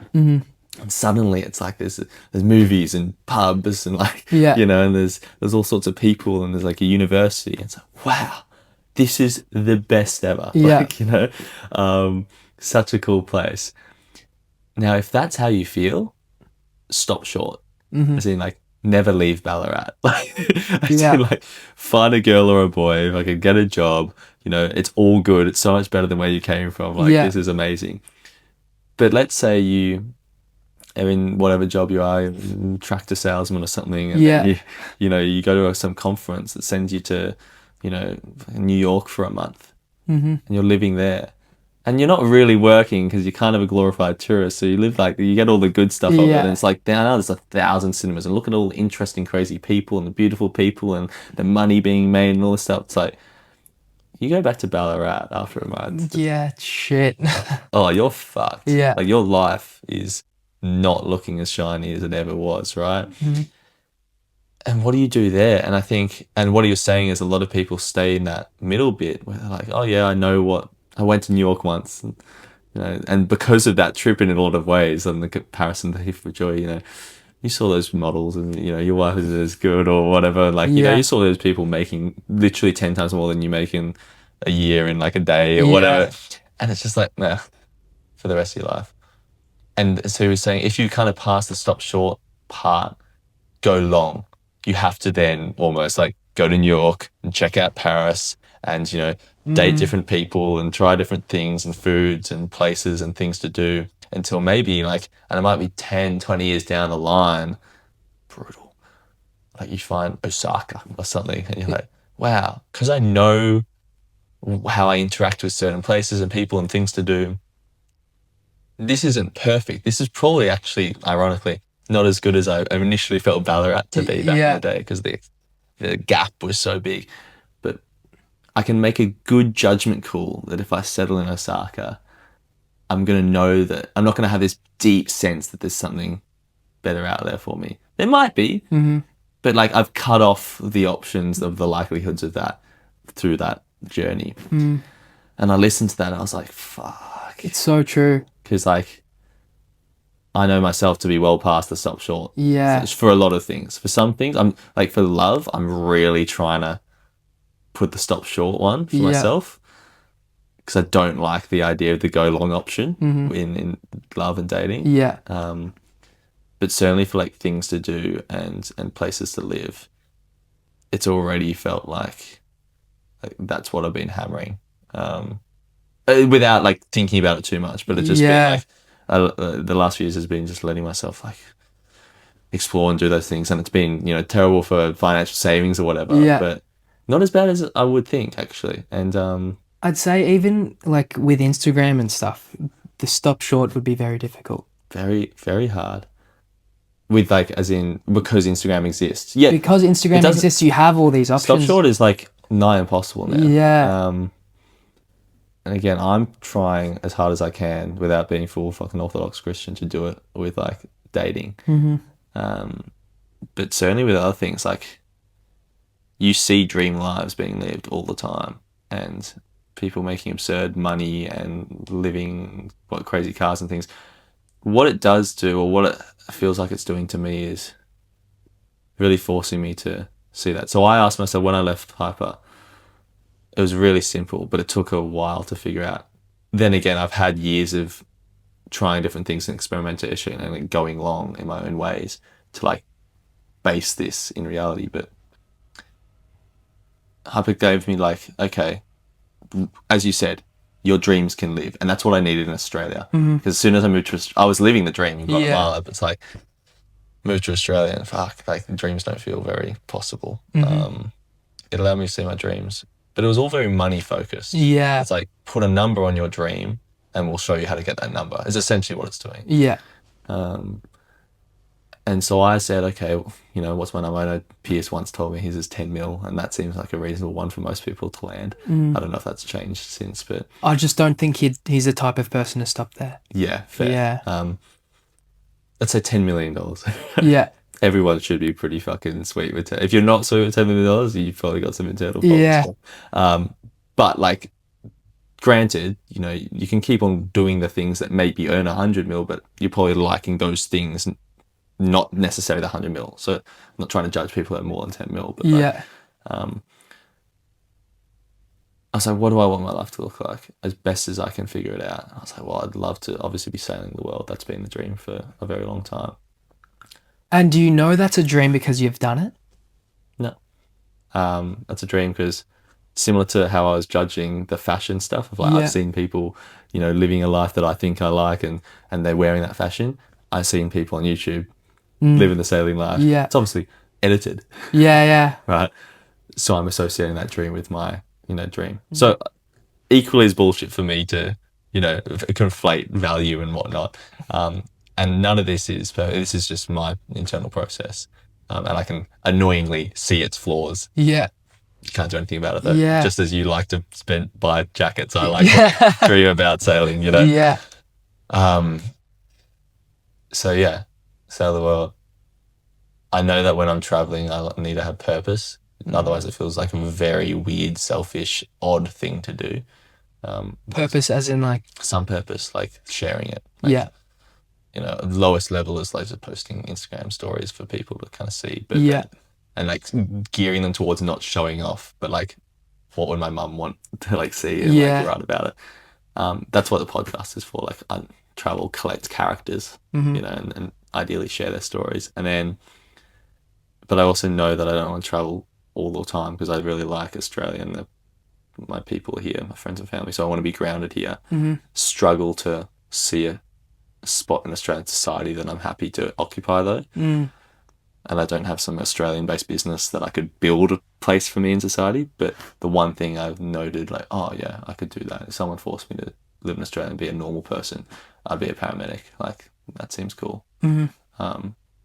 So that's kind of what I'm building. So it's basically like, what would I want if I had $10 million? I'd probably want to be like rolling around in an ambulance while in Australia for maybe a few days a week. Like, not full time. But like the ability to do that. And then the ability just as easily to pop over and be sailing and podcasting with people. And that would be the balance I strike. And for me, it was quite clear. It's like that, literally, if I had $10 million bank, that's the life I'd build. I don't need $10 million to do that. Yeah. So it's kind of like we trade our happiness and what we might really value and want to get success, because success comes with a promise that it will buy us the happiness and the things we really want and value. Often, I would argue, if you make clear what you actually want and value, you can just run directly at that and kind of bypass the success and money. Because it's not like you're going to, if you're running straight at something you're really passionate about, you've probably seen this, people become really good at it. Yeah. People are good at useful. People are useful, you know, Dan Cross, like money is the applause from the people we serve. So you're going to be serving people. If you're a good person, which most people are, part of what they really want and really value will entail serving people.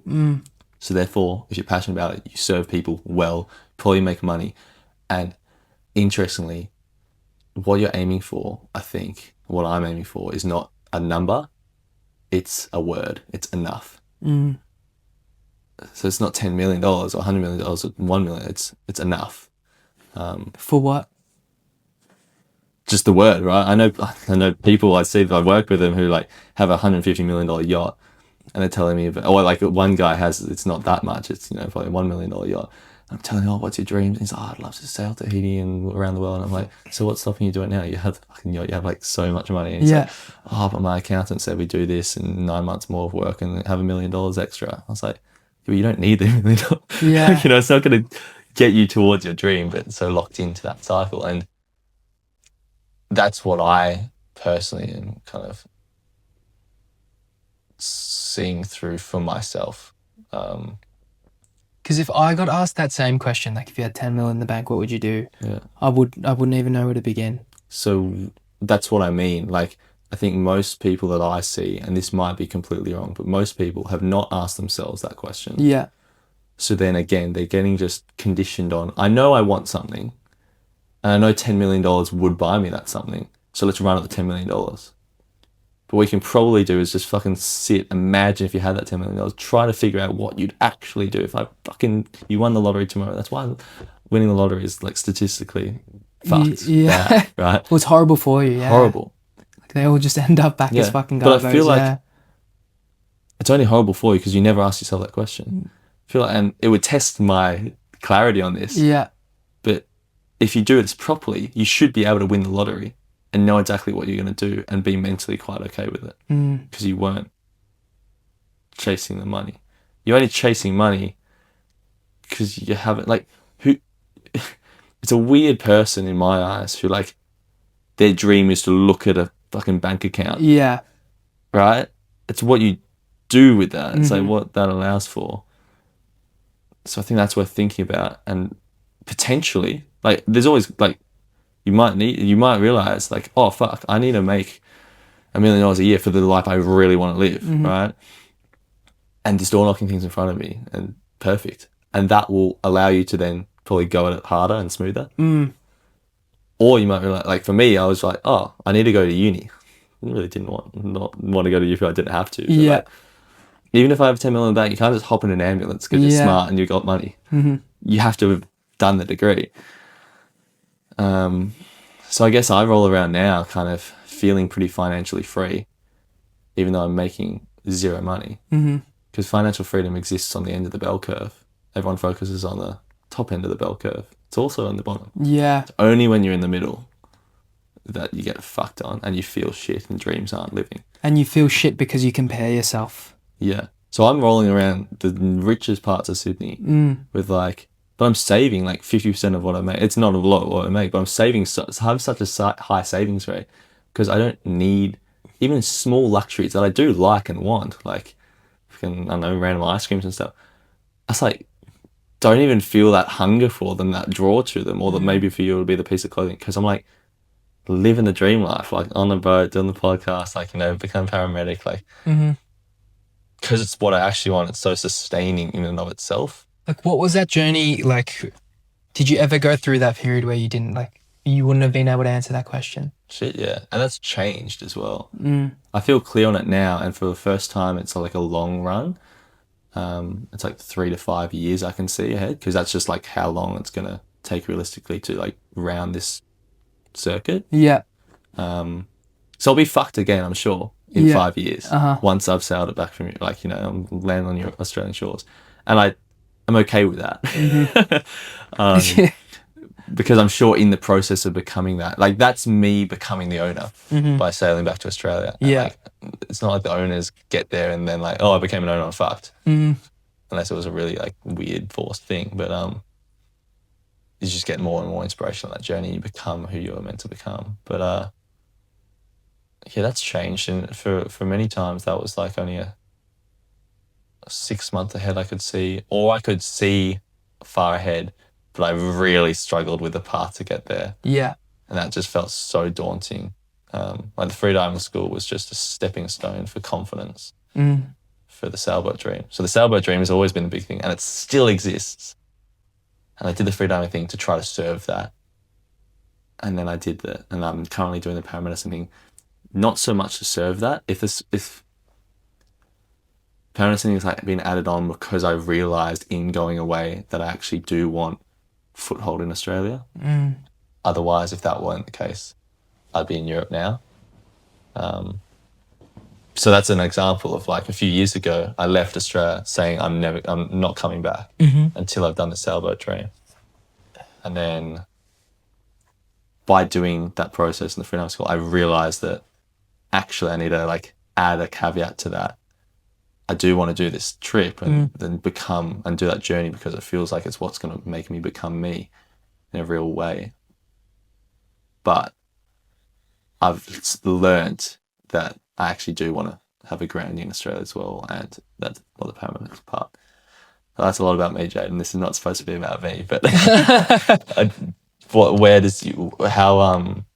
is that perceived? Does parts of that make sense and part of that not make sense? And what holes do you see in that with your own current perceptions, and also like, I guess the mindset of hyper and that world. If you were Kurt, what holes would you be poking in what I just said, I suppose? Well, I'd say like coming into, I guess like similar, like I had the clothing brand dream, and like the holes that were poked in for me was like, okay, why don't you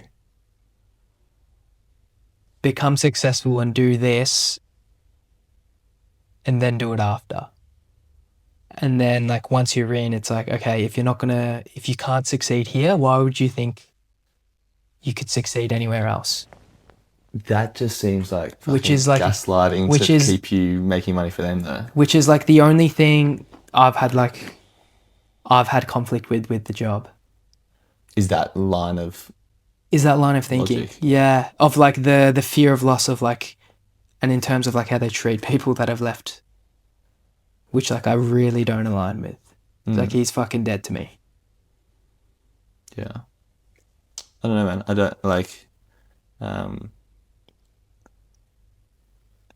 it's a weird one, and I don't want to be filming like you know me talking you out of this anyway. I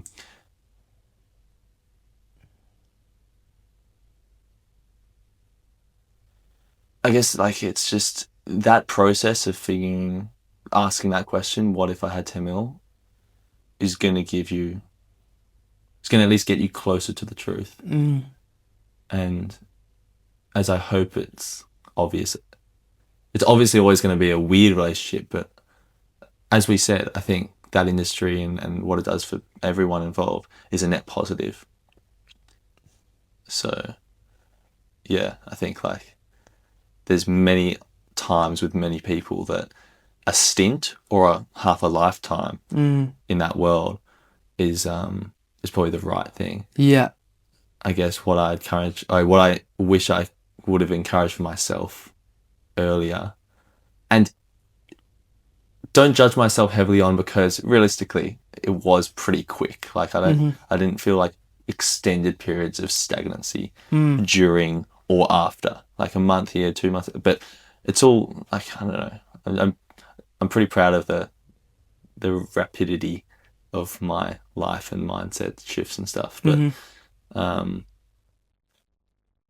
I don't see how it doesn't serve people to ask themselves that question and then take whatever's in front of them and interact with it in a more clear, confident, certain way. Whether that is a clear, confident, certain move or maintain, or Yeah. what's the other one? Move, maintain, Momentum. Yeah. You know, it might be I need to pound this thing, momentum, or it might be I need to quit and move, or it might be I'm actually good here and it allows me to do whatever to launch here. I think a big thing for me, like why, like I've like continued to stay, like despite having like so many lows throughout the industry, is like my closest friends and like family are all there. Like Pierce has like created this environment where it's like everyone's your best friend. Yeah. And like previously in my life, like from like quitting soccer, being able to have that environment, and then being lost a little, like being around people that have like no vision for their life, no like real aspirations or dreams, feeling like I wouldn't be able to find friends that like I really aligned with again. And then like coming into Hyper and feeling like I had that family again. It's like a big part of why I've stayed there. So if you ask that question, and I'll just hypothetically answer it for you, I have 10 mil in the bank tomorrow. What's wrong? Or better, I hope it's coming across as I don't think it's wrong to why treat my family member, pay off the house, and Lauren's a priority. So like we have heaps of time, we can go on trips. But I really value these friendships. Now I have 10 mil in the bank. I don't need I can try to become the door knocking empire, but I actually want to stay around, and I want to kind of treat it more like a job as than a reflection of my identity and purpose and greatness in this world. That could be the answer. But then I'd say for me, it'd be like, I've gone beyond the part of stop short. Yeah. And I'd say it's not like, we were having this talk before, it's not a job you can like just show up and kind of work. Yeah, you're like to actually have those friendships functioning well. Because if you rocked up and be like, yeah, guys, I've got 10 mil in the bank, I just show up because I like it. Yeah. They'd be like, well, you're distracting me and like, you know, you're not getting in the way of goals and give me a loan or something. I don't know. But yeah, it's a weird one. I don't know. I certainly don't have answers for you. You have good questions Hopefully. that I should answer, yeah. Yeah. Yeah, man, it's scary. Hey. Because the way Pierce runs his business is very different. Like, would you, for instance, you had 10 mil and suddenly can you incorporate, like, can you, that if I had 10 mil, but I was in your shoes because I was never investing, I never felt like, I have friends for sure, but I never felt like family. Like, you literally have family. Yeah. So if I'd felt that, like, I would have probably, especially with 10 mil, hypothetically, like, you know, tried my best maybe to like make that weird version that I was probably telling you about a year ago or something, like a weird version of a incorporated business. If that's the case, maybe that's what you shoot directly at. It's like, if I had 10 mil, I don't think I'd ever knock another door. But you don't have 10 mil. Yeah, exactly. And then I'd be curious to like ask that same question to like all the other young owners. Yeah.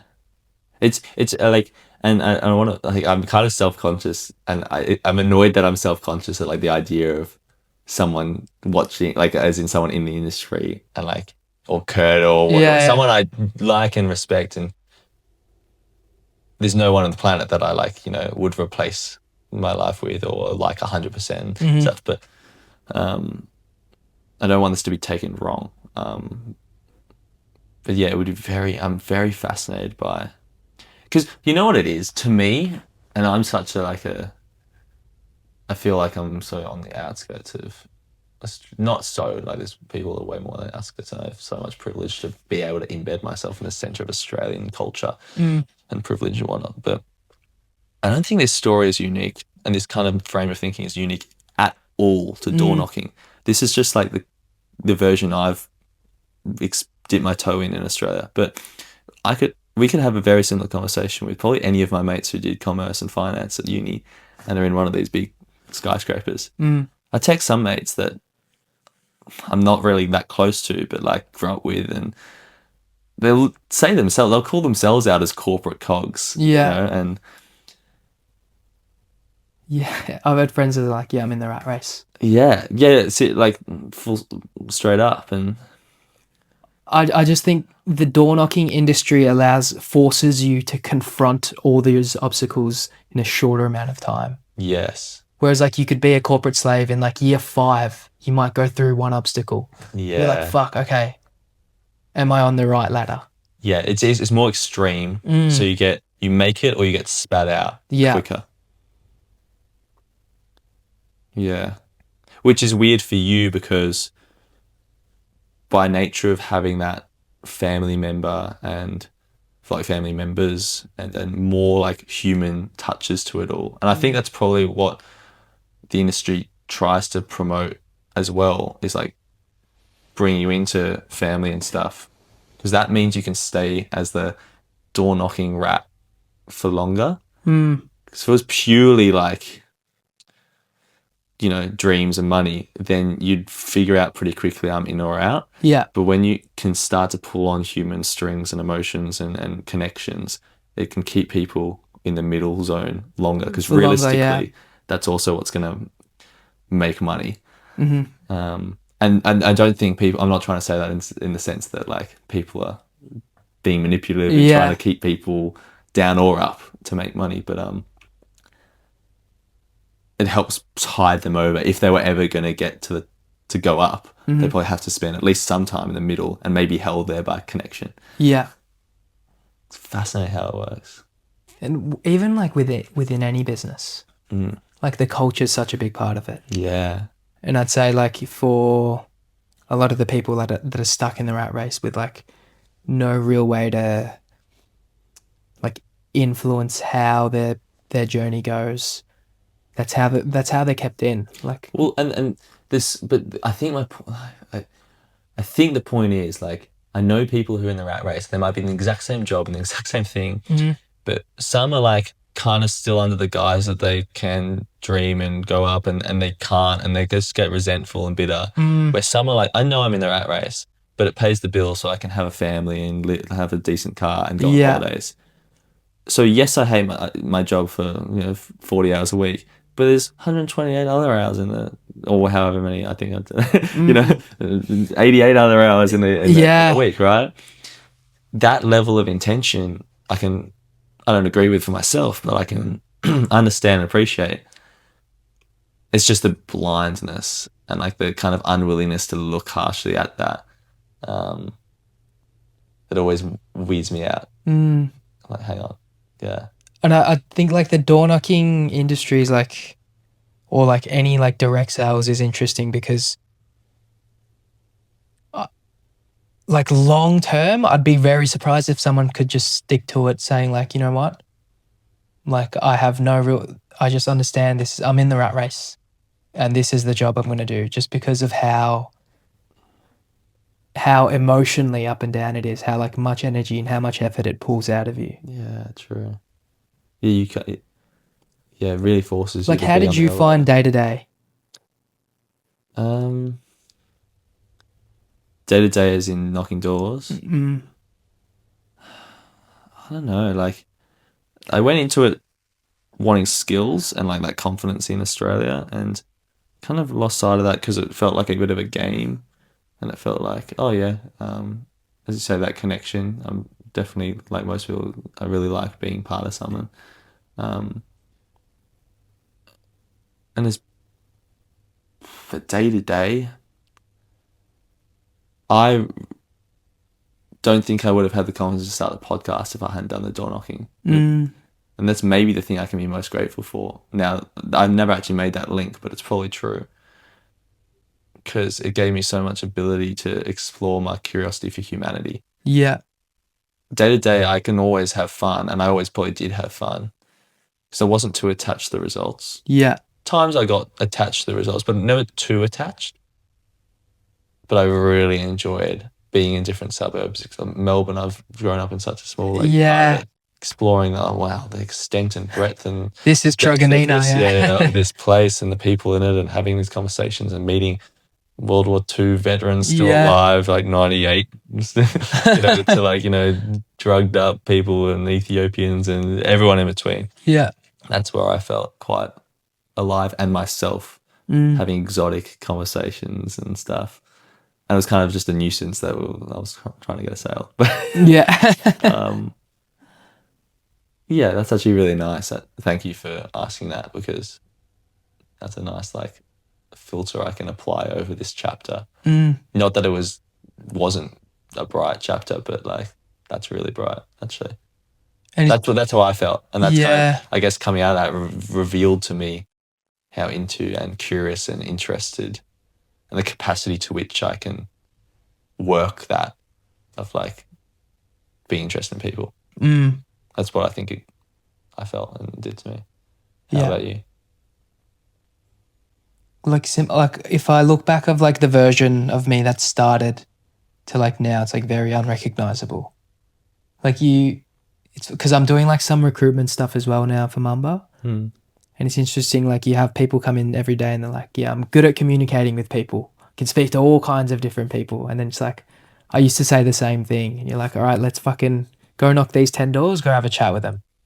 And then like see how that turns out. It's just like, I love like what it's given me in terms of like friends, like confidence, skills. But then there's like that other part, because I feel like I'm like trying to fucking bust through a wall every day. It's like very like draining.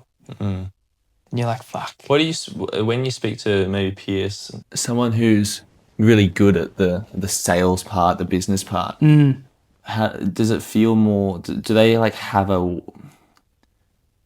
actionable things to it, or does it just feel like their personality type makes it easier to do that punching through the wall? It's almost more fun and more like engaging for them. Because I always felt like I would rather sit with one person. I was like, if I were to do sales, I think it'd be more like maybe a high ticket sales, because or whatever, purely, not that I was attracted to that at all, but like I feel like I'm made to sit down with people for way longer than this. Yeah, it's interesting because I enjoy that connection side of things. Where I saw some people, like Adzi, for instance, it was like you sit down with him for too long, you might like, see through, but like in a short period, oh my God, like so influential. Yeah. And that probably tracks with, I think that's probably a person, like, you see some people who are slow burns or long burns with, attraction with girls or attraction with sales or attraction with anything. I think like because I've been lucky, like I've knocked with like probably like every like gun, so to speak. Like I knocked with Adzi, knocked with like Jack, Pierce, Nick, like Louis, and then I think a lot of like, especially the door-to-door side is like the one, like confidence you have in yourself and like who you are. It's more so like if you are that person. Like I guess like people like Pierce and Nick sell very much from like a figure of authority. Yeah. Where it's like they believe so strongly. Like I heard someone say like, yeah, you kind of have to believe yourself and then like have them therefore kind of know that I'm better than you. Yeah, well, I get that's how Pierce like views it. It's like, I don't want to speak for him, but like growing up, he's always had that mentality. Like I'm the best fucking person in this room. And then for him, when he speaks to people, it's like, okay, it's like a little kid. All right. Easy to sell to. It's weird because that seems like, I was just thinking, the nature of short-term selling is that, but then the nature and like a kind of initial attraction and stuff, but the nature of running the business and building teams is actually kind of flips, and now it's more long-term. Completely different, yeah. Yeah.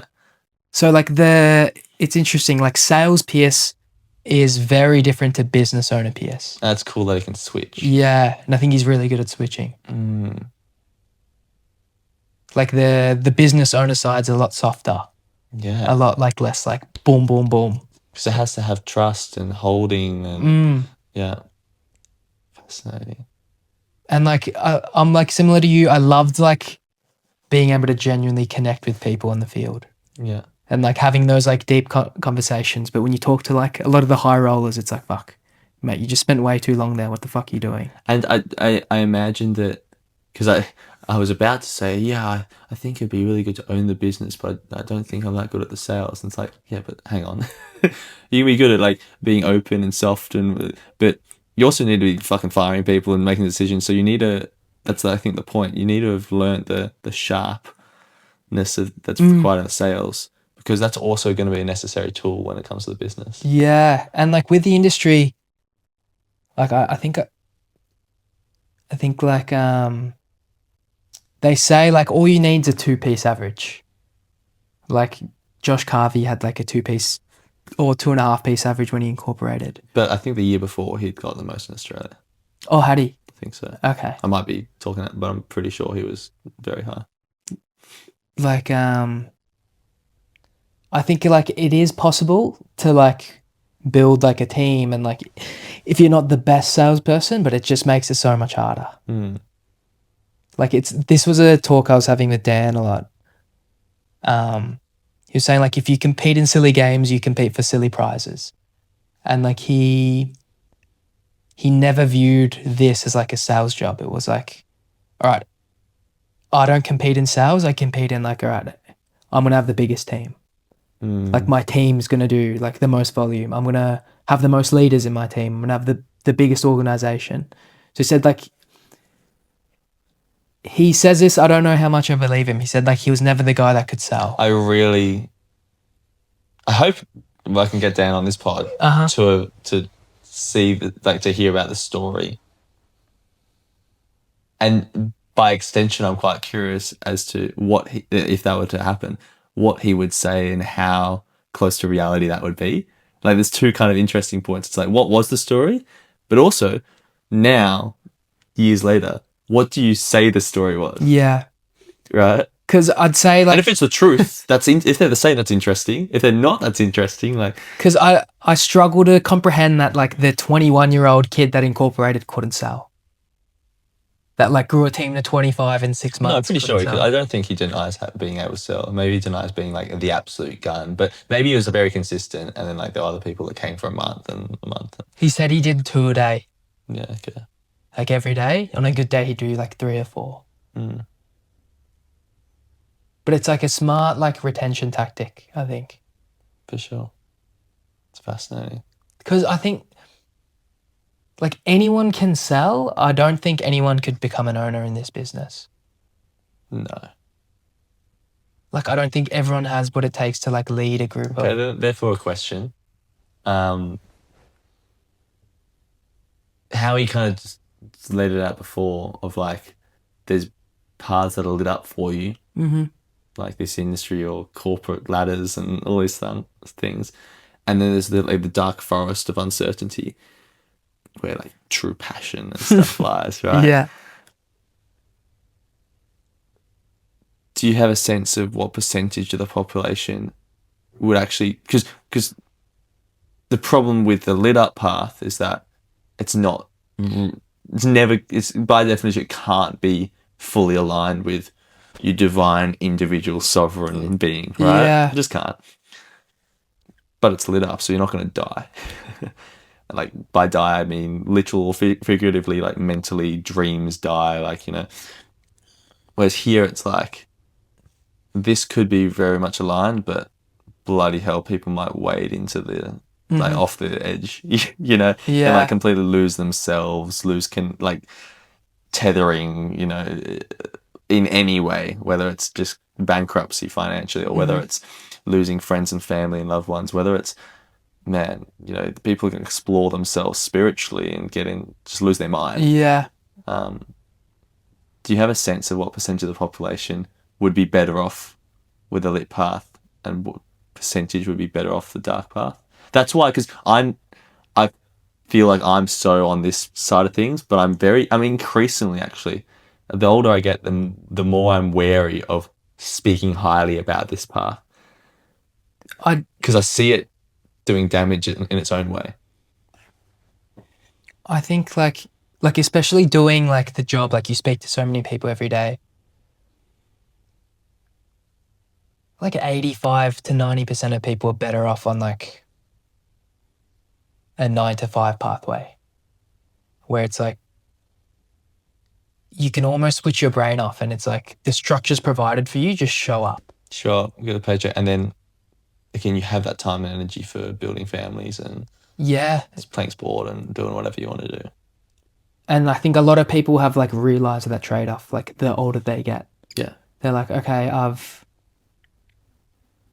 I don't want to work 20 hours a day. Like, I'm not willing to trade that for like this life.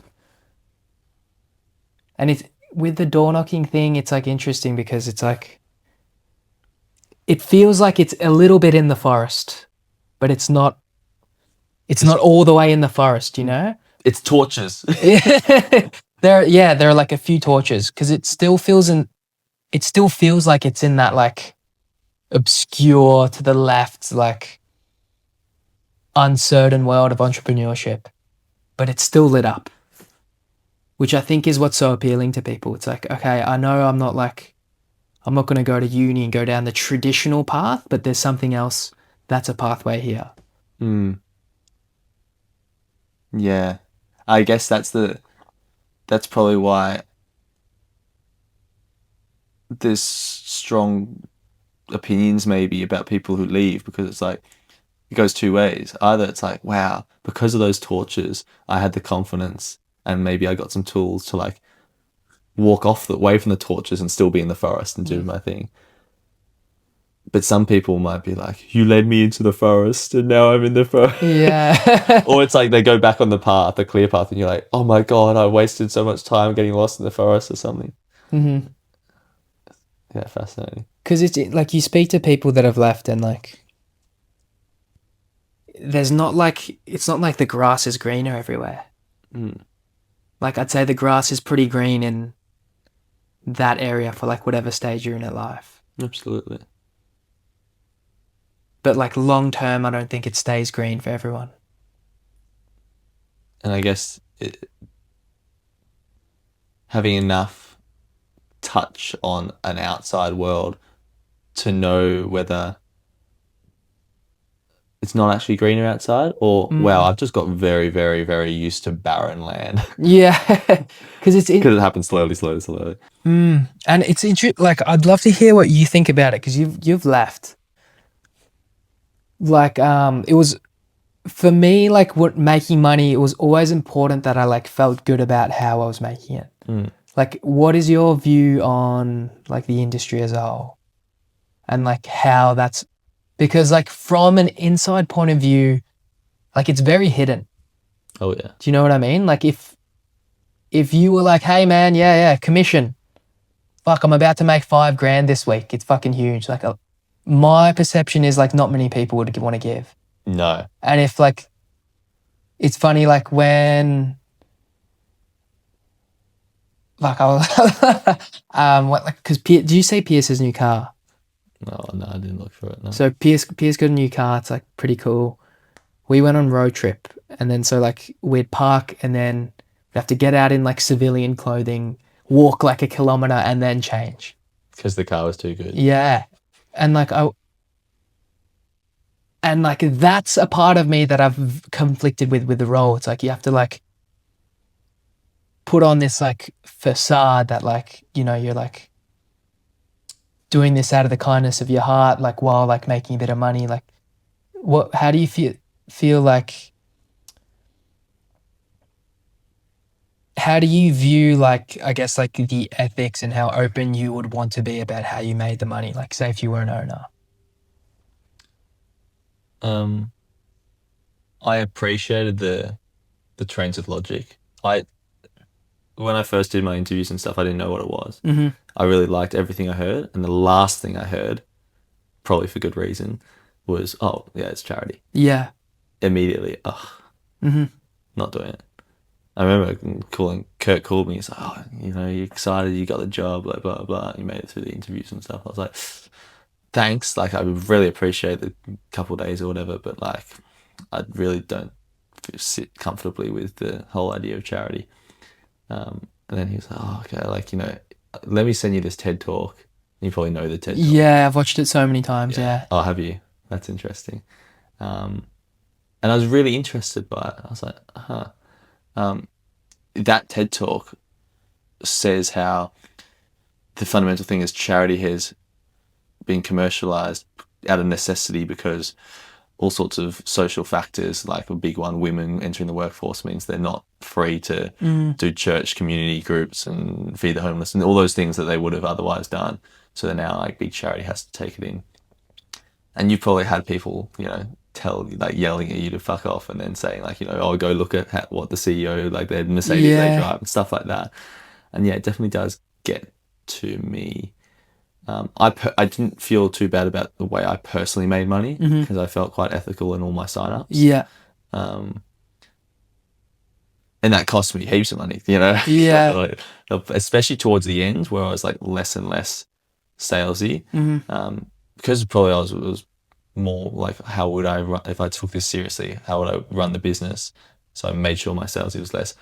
Man, my attrition was got to have been the best in the business by the end. I remember going for out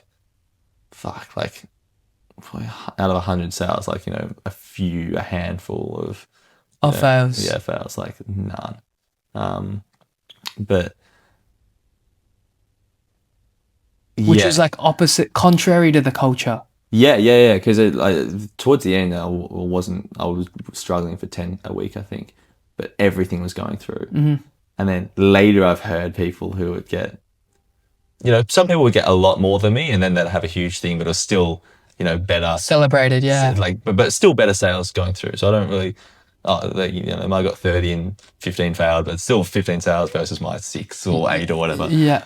But it's less headache and it's and then and actually when I left Dan, I had a long chat with Dan, like a couple of hours, and he was really pissed off about that because I think that's when I left as it was all happening. Yeah, as shit hit the fan. Yeah. Yeah, because he was like, and I'm sure he was exaggerating a bit because I don't think I was doing that well at sales, but he was definitely saying like, I really want that shit to be celebrated more and not that shit. Well, because in Dan's company that was celebrated. Yeah. But I don't really know how to answer your question too well. I don't have a strong opinion either way. I personally don't deal with charity much at all. Big charity I don't deal with much. I don't think it's like an evil. That would be a bit much. Yeah. I think it's an inefficient good. Which is probably how I feel about the government and a lot of things like that. Yeah. This is a net positive, so inefficient, so open to corruption. But that's kind of the system we got. And the outputs, you might put 100 million in, the input might be 100 mil, and the output, I mean, if it was pure, could have probably been bought for 3 million. So you lost so much value in the process of CEO cars and, marketing commissions, all sorts of stuff. But we still got $3 million output, which is better than zero. Yeah. Going beyond that, you can start to revolutionize everything and say but what if we got 100 million input, 100 million output, or 90 million output or whatever, but very wary of revolutionary ideologies because they never work out well. So that's a boring answer. That's a kind of contained, answer. Do I want to spend my energy and time and youth and passion trying to carve out and mold a place in this world that I sit in? Well, the answer is obviously no. I think there are places where I can put inputs in and actually leverage outputs positively. Because essentially, this is maybe a good answer for you. The charity stuff is a negative. It's an inefficient system.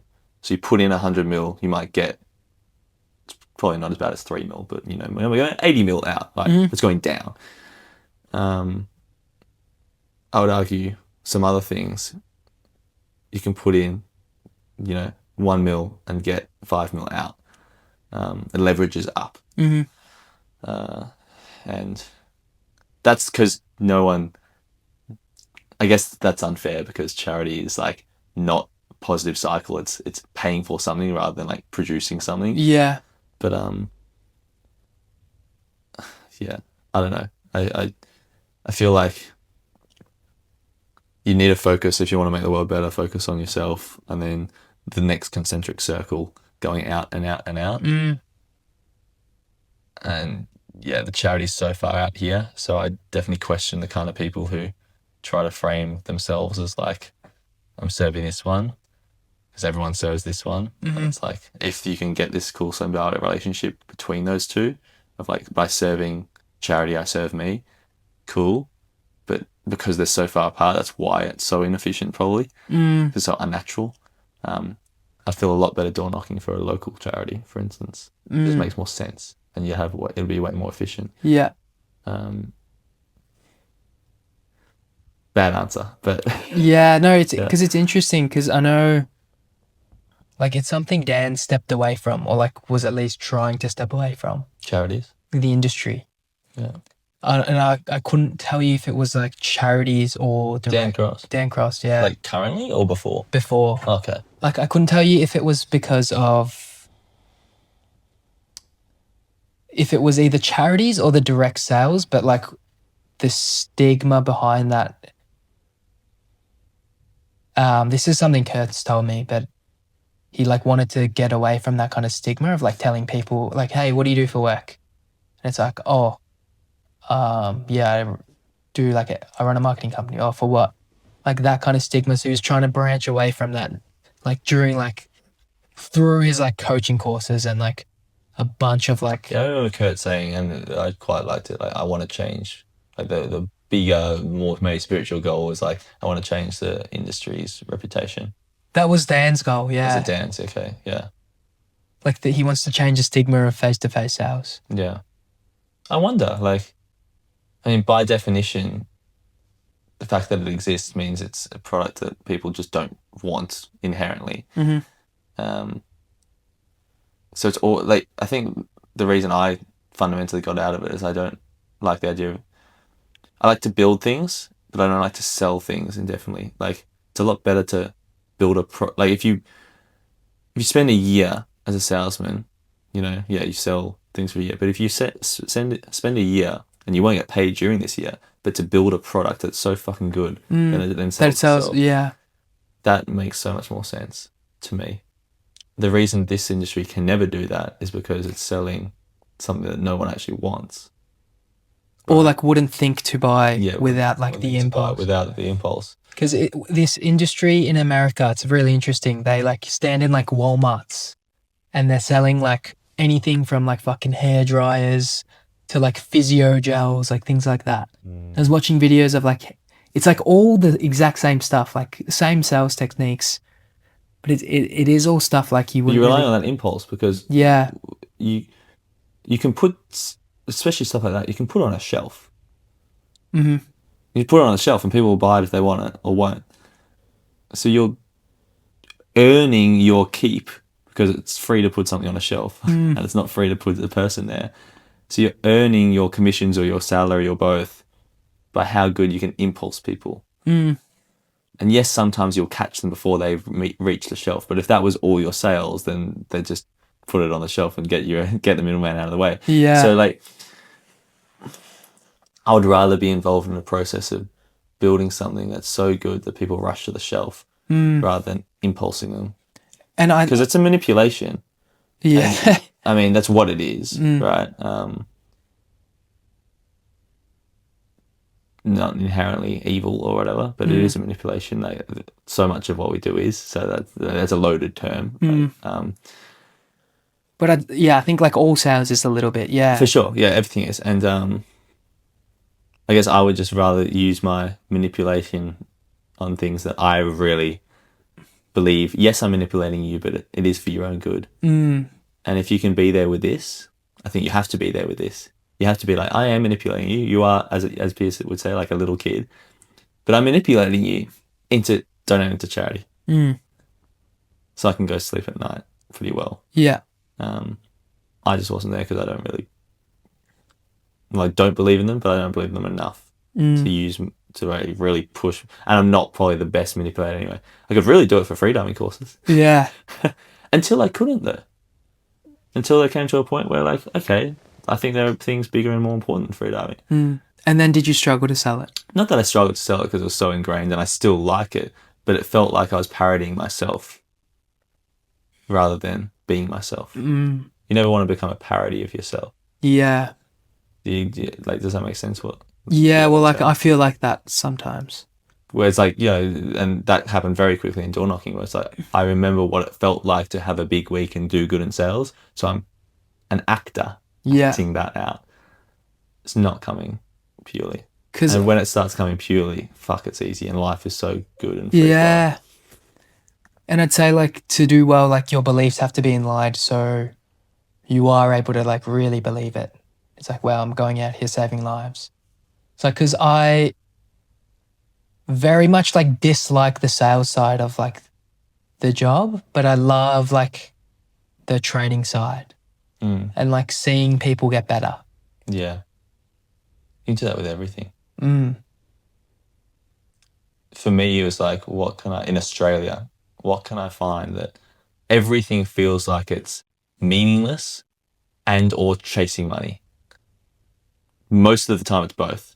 But a lot of things aren't meaningless. Like, we need accountants, we need lawyers, we need everything, right? I need garbage. I actually have a lot of respect for like garbage truck drivers because they're not chasing money, obviously. Yeah.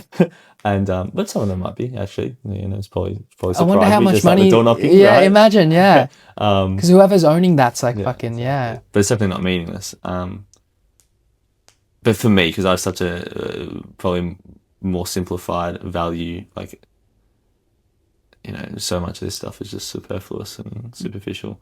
So anything that's not like actually making humanity better, like, okay, it's probably meaningless. And chasing money, it's like, for me, the paramedic journey is like, okay, that's so clean. Like, it's obviously meaningful. And even the doctor was hard. Like, I was like, oh, do I want to be a doctor? Or I was like, no, because... What was the difference for you? Well, A, it's inside. Yeah. But B, like, especially GP, like, once you're in the emergency room, for sure, I back it. But like a GP, it's like, man, I go to the kinesiologist, I go to the fucking witch doctor that's like fucking literally like testing your energies and shit, and she'll find stuff. This is what you're sick, this is what to do about it, try this mushroom or whatever. Whereas like the GP knows fucking nothing. They're only good for prescriptions. Like, yeah, well, if I want a prescription, I'll go to the GP. Exactly. But like, to find out what's wrong with you, like, in my opinion, it's harsh, but in my opinion, it's just useless. Like, anything they can find out, people are like, no, they can find it. Yeah, but the kinesiologist probably finds it out by looking at you. What's a kinesiologist? It's Greek for energy. So like, this one's like, you got your hand like this. She's touching vials of like essence of disease or something, like, so if you have whatever virus, she'll touch this. Yeah. She'll be pressing your hand and you're like holding it up, like kind of pushing against her. But if she touches this and you have that virus, when she touches you like a wire, your body like reacts. It's like, oh, I recognize that because it's like through her body a wire, and then it like can't hold the muscle tight, so your arm goes down. Have you any of you experienced that? Oh yeah. What? It's crazy. It's cooked. And like, I don't want to get too into it because like people just won't believe it. Yeah. Go yourself if you're interested. I don't care. But like, in my opinion, fucking great magic. And then but she'll find shit. Like, she'll find shit that the GP wouldn't ever find. Like, I went in, it's like, oh, I know I've got this. And I'll see if she finds it. Because she's like, sometimes she's not touching the vial. She's just reading the words. Like, oh, this disease from Africa that I had. Because I went to this lake in Africa. And it's like, she's reading. And she comes along this. She's just like channeling I'm meditating on that word as I read it. And then the answer. It's like, fucking. Well, and she found. Fucking hell. That's crazy. Because of that, because my experience with that kind of world of medicine, I'm not sold on Western medicine completely.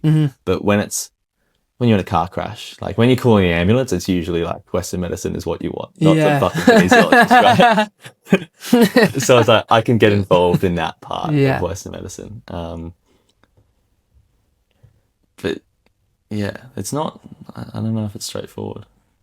And there might come a time where I get jaded by the Australian paramedical world and how it works and the inefficiencies. I'm like, fuck, I can't deal with this,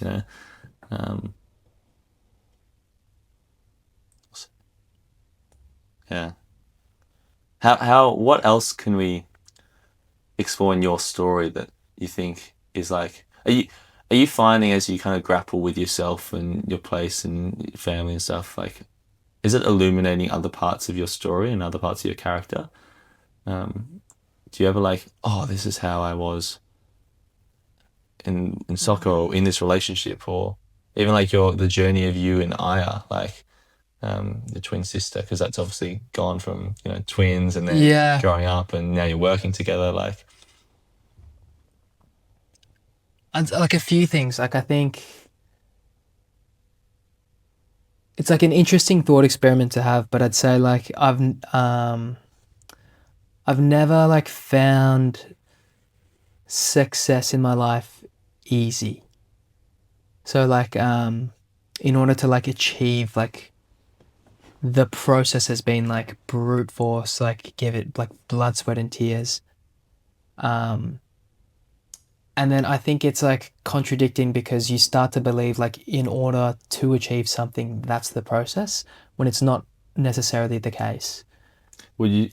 Like not for everything. Because you probably got success in your relationship or with people, and people rightly so quite like you quite instantly, I would say. Yeah. So I think you find success in interpersonal relationships quite easily. Yeah, and then like in my previous relationships, like I thought that's kind of how it had to work. Like it has to be difficult. Oh, it has to be difficult even in them though. Yeah, and it's like, all right, so like this is just part of it. Like, and then you start to form the belief, like, which I think to some cases is true, like everything worth having in life is like, shouldn't be easy to attain. But then it's like that reverse, just because it's hard to attain doesn't mean it's worth having. Yeah. And it's like something I'm like really grappling with, just because of like, you know, like even my soccer journey was like always like setback. I think that's what that $10 million question is all about. I think the people who need to really ask that are the people who like doing hard things and like getting success, and then fall into the trap very easily, myself included, of, oh, this is hard, therefore I should want it. And I should value what comes on the other side. The $10 million question gets you to the point of success and says like, well, is it worth it? Like, would you be driving a Ferrari with $10 million? Yeah, fuck yeah. Yeah. Perfect. Then you value it, right? But if it's like, oh, but like Ferrari's a bit showy and like, do I actually want to be that dude? Well, then get rid of the desire. Because if you wouldn't get it then, why the fuck are you thinking about it now? Yeah. Just because it's hard and it's got status and other people want it. Yeah. And then like, I think like growing up, like middle child, like I think it's like you grow up like very selfless. And then like because of that, you put like all your energy into making sure like the people around you are okay. But like I think like in a lot of ways, like when you try and achieve success, you have to push that part back and like be a bit more selfish. I think that's something I'm like trying to come to terms with as well. The first and second mountain, like you climb the mountain, you get the success, and it's quite selfish. Kind of promising yourself the whole time that once you got the success, you'll leverage it to be selfless, be generous. And I see this before, but I'd love you to say it, and maybe it's changed and whatnot. How kind of, you know, having Pierce as an older brother, looking up to him, and then being selfless and wanting to serve the people you love, him probably more than most. How much of your journey, door knocking so far, has been, you know, I'm Pierce's younger brother, I'm supporting him, like probably from the beginning, like the whole like 15-month. And it's interesting because when I was playing soccer, like I was always like in any circle I was known as like Pierce's little brother. Like in any new environment I went in, it's like, fuck. Even Australia team. Yeah, that's Pierce's little brother. That's Pierce's little brother. Had Pierce done that level, Australia team? So yeah, Pierce was. Was there ever a point, I guess, where you made it higher in soccer than Pierce at any stage? If we compared age, yes, but like overall, Pierce made it. Like Pierce was a professional, played for like the under 23s Australian team.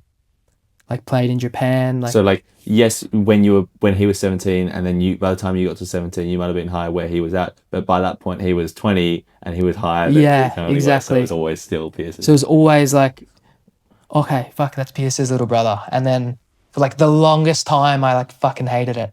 And I was like, was working like very hard. So it's like, nah, like I'm fucking Jade, you know? And then like Pierce and I weren't always very close as well. Like we didn't have the best relationship. So it was like a love-hate where I'm like, fuck you. Like I'm my own person kind of thing. And then like we got a lot closer towards like getting older, like hitting like 19, 20, and then like joining the industry, and it's like, oh, okay, like that's like Pierce's little brother. How would that, did you get closer at 19, 20? Because that was probably correlated with the period where you were no longer playing soccer and you were a bit lost, right? So is that, now that I'm not going all in at something, definitely not at the same thing that Pierce is going. Yeah. I kind of have to shed my own like path for success if I want to be, like, if Pierce is going to be running headlong at success and I want to be different to Pierce, I'm going to be not running headlong at success. Yeah. And like, so at least for a chapter to like break the chain, and then you can maybe go back on. Yeah, I was like, fuck, I'm like doing all these, like I'm traveling, I'm like drinking. It's just like, this is what real living is kind of thing. And then it's like, you know what, like I'm going to go down this pathway because then at least it's my own. The clothing stuff. Yeah, the clothing stuff, like the studying stuff, it was like a different pathway. And then, yeah, the door knocking thing, it was just like, I think being viewed as that like made it a little harder. And then like, I guess like expectations and standards put on you as well. And it wasn't like, if I did shit, it wasn't like just me I was letting down. It was like Pierce as well. And that's like, that took me a while to like get to grips with. Yeah. But it also like motivated me a lot throughout the way. Nice. Where like, I'm not just representing me. Yeah, okay. Yeah, this is bigger than me. I wonder if like what Jamie's doing with Jack, whether that would be. Oh, it'll be interesting to get hearing Jamie's thing, because he's asked that question of himself, land on this NFL stuff. But then, like, you know, his family and all that stuff, and as you were saying, is all part of that world. So now he's like the BDM, which is the only position you can kind of be where it's like a 9 to 5. It's still building. Because how does he feel? Like, does he still feel like he's building something? Yeah. Yeah. Well, he talks about it for 2 hours, so maybe. Yeah. He's going to say it better than I, but I guess that's not going to come out for a while. But yeah, he's building something with his, like, you know, really good mate and whatnot. But the anxiety of like the success or failure of this is a direct reflection of me, is not there because it's Jack's business, not Jamie's.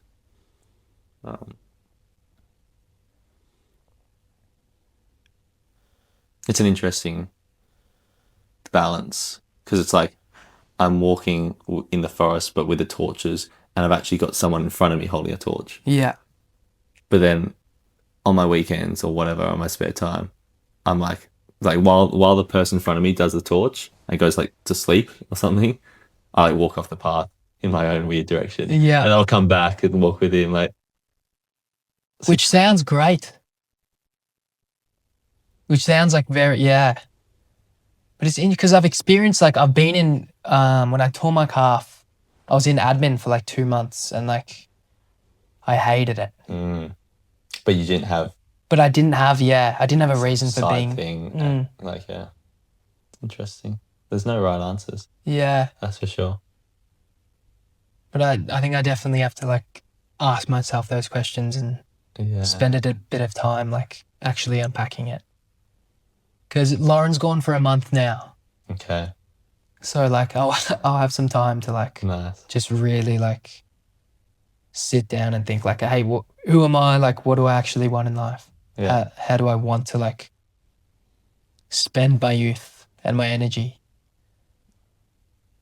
Fucking, like, the coolest thing about that, and I'm not annoyed for myself, but I kind of feel bad in like putting you in the position of having to like, oh, do I want this conversation out there? Like, you know, so we'll cross that bridge when we come to it. But like,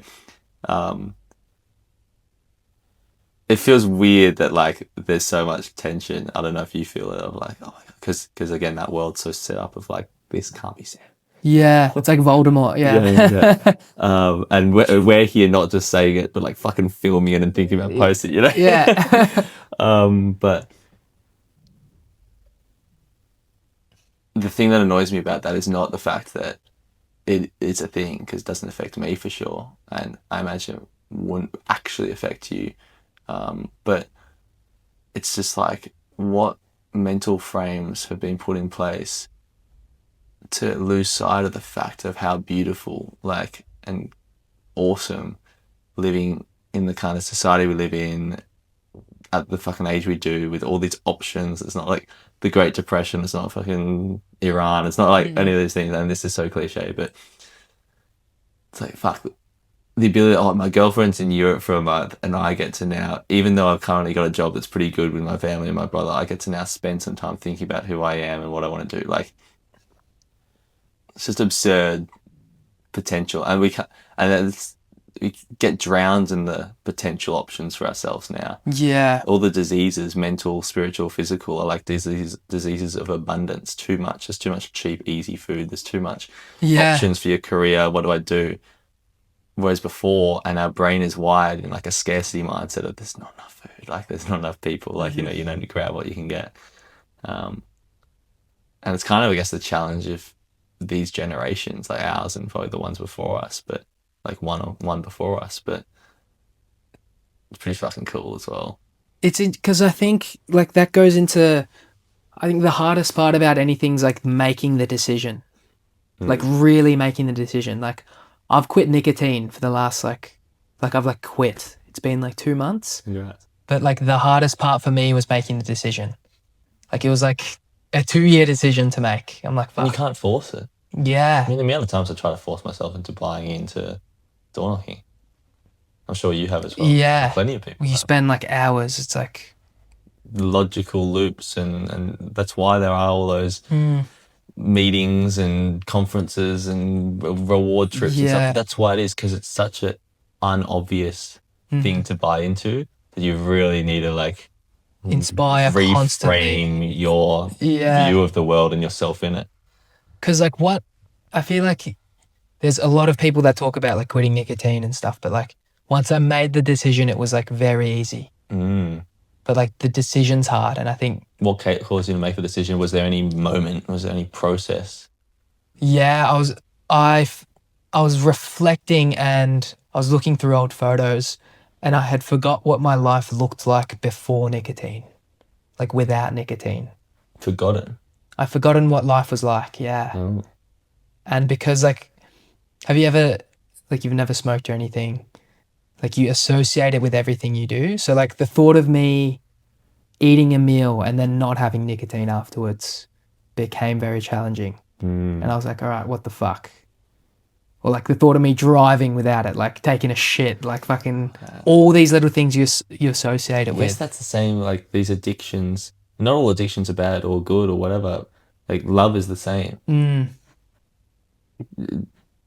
Do you struggle to remember what life is like before Lauren? Like, it's funny because when I was telling Pierce this, he said the same thing. He's like, if I struggled to like remember what life was like before I could like go to Woolies and buy whatever, does it mean it's a bad thing?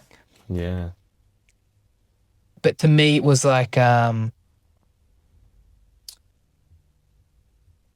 were like a few things. One, I didn't want to be doing it when I was like 30. Like I didn't want to be like fucking popping a snus in when I was 30. And I'm like, okay, if that's the case, why am I not stopping now? And then I was just like in this loop of like convincing myself like it's like the best way to take nicotine, like it's a fucking nootropic, all this bullshit. And I'm like, okay, like if it was so good, like why would I freak out if I didn't have it?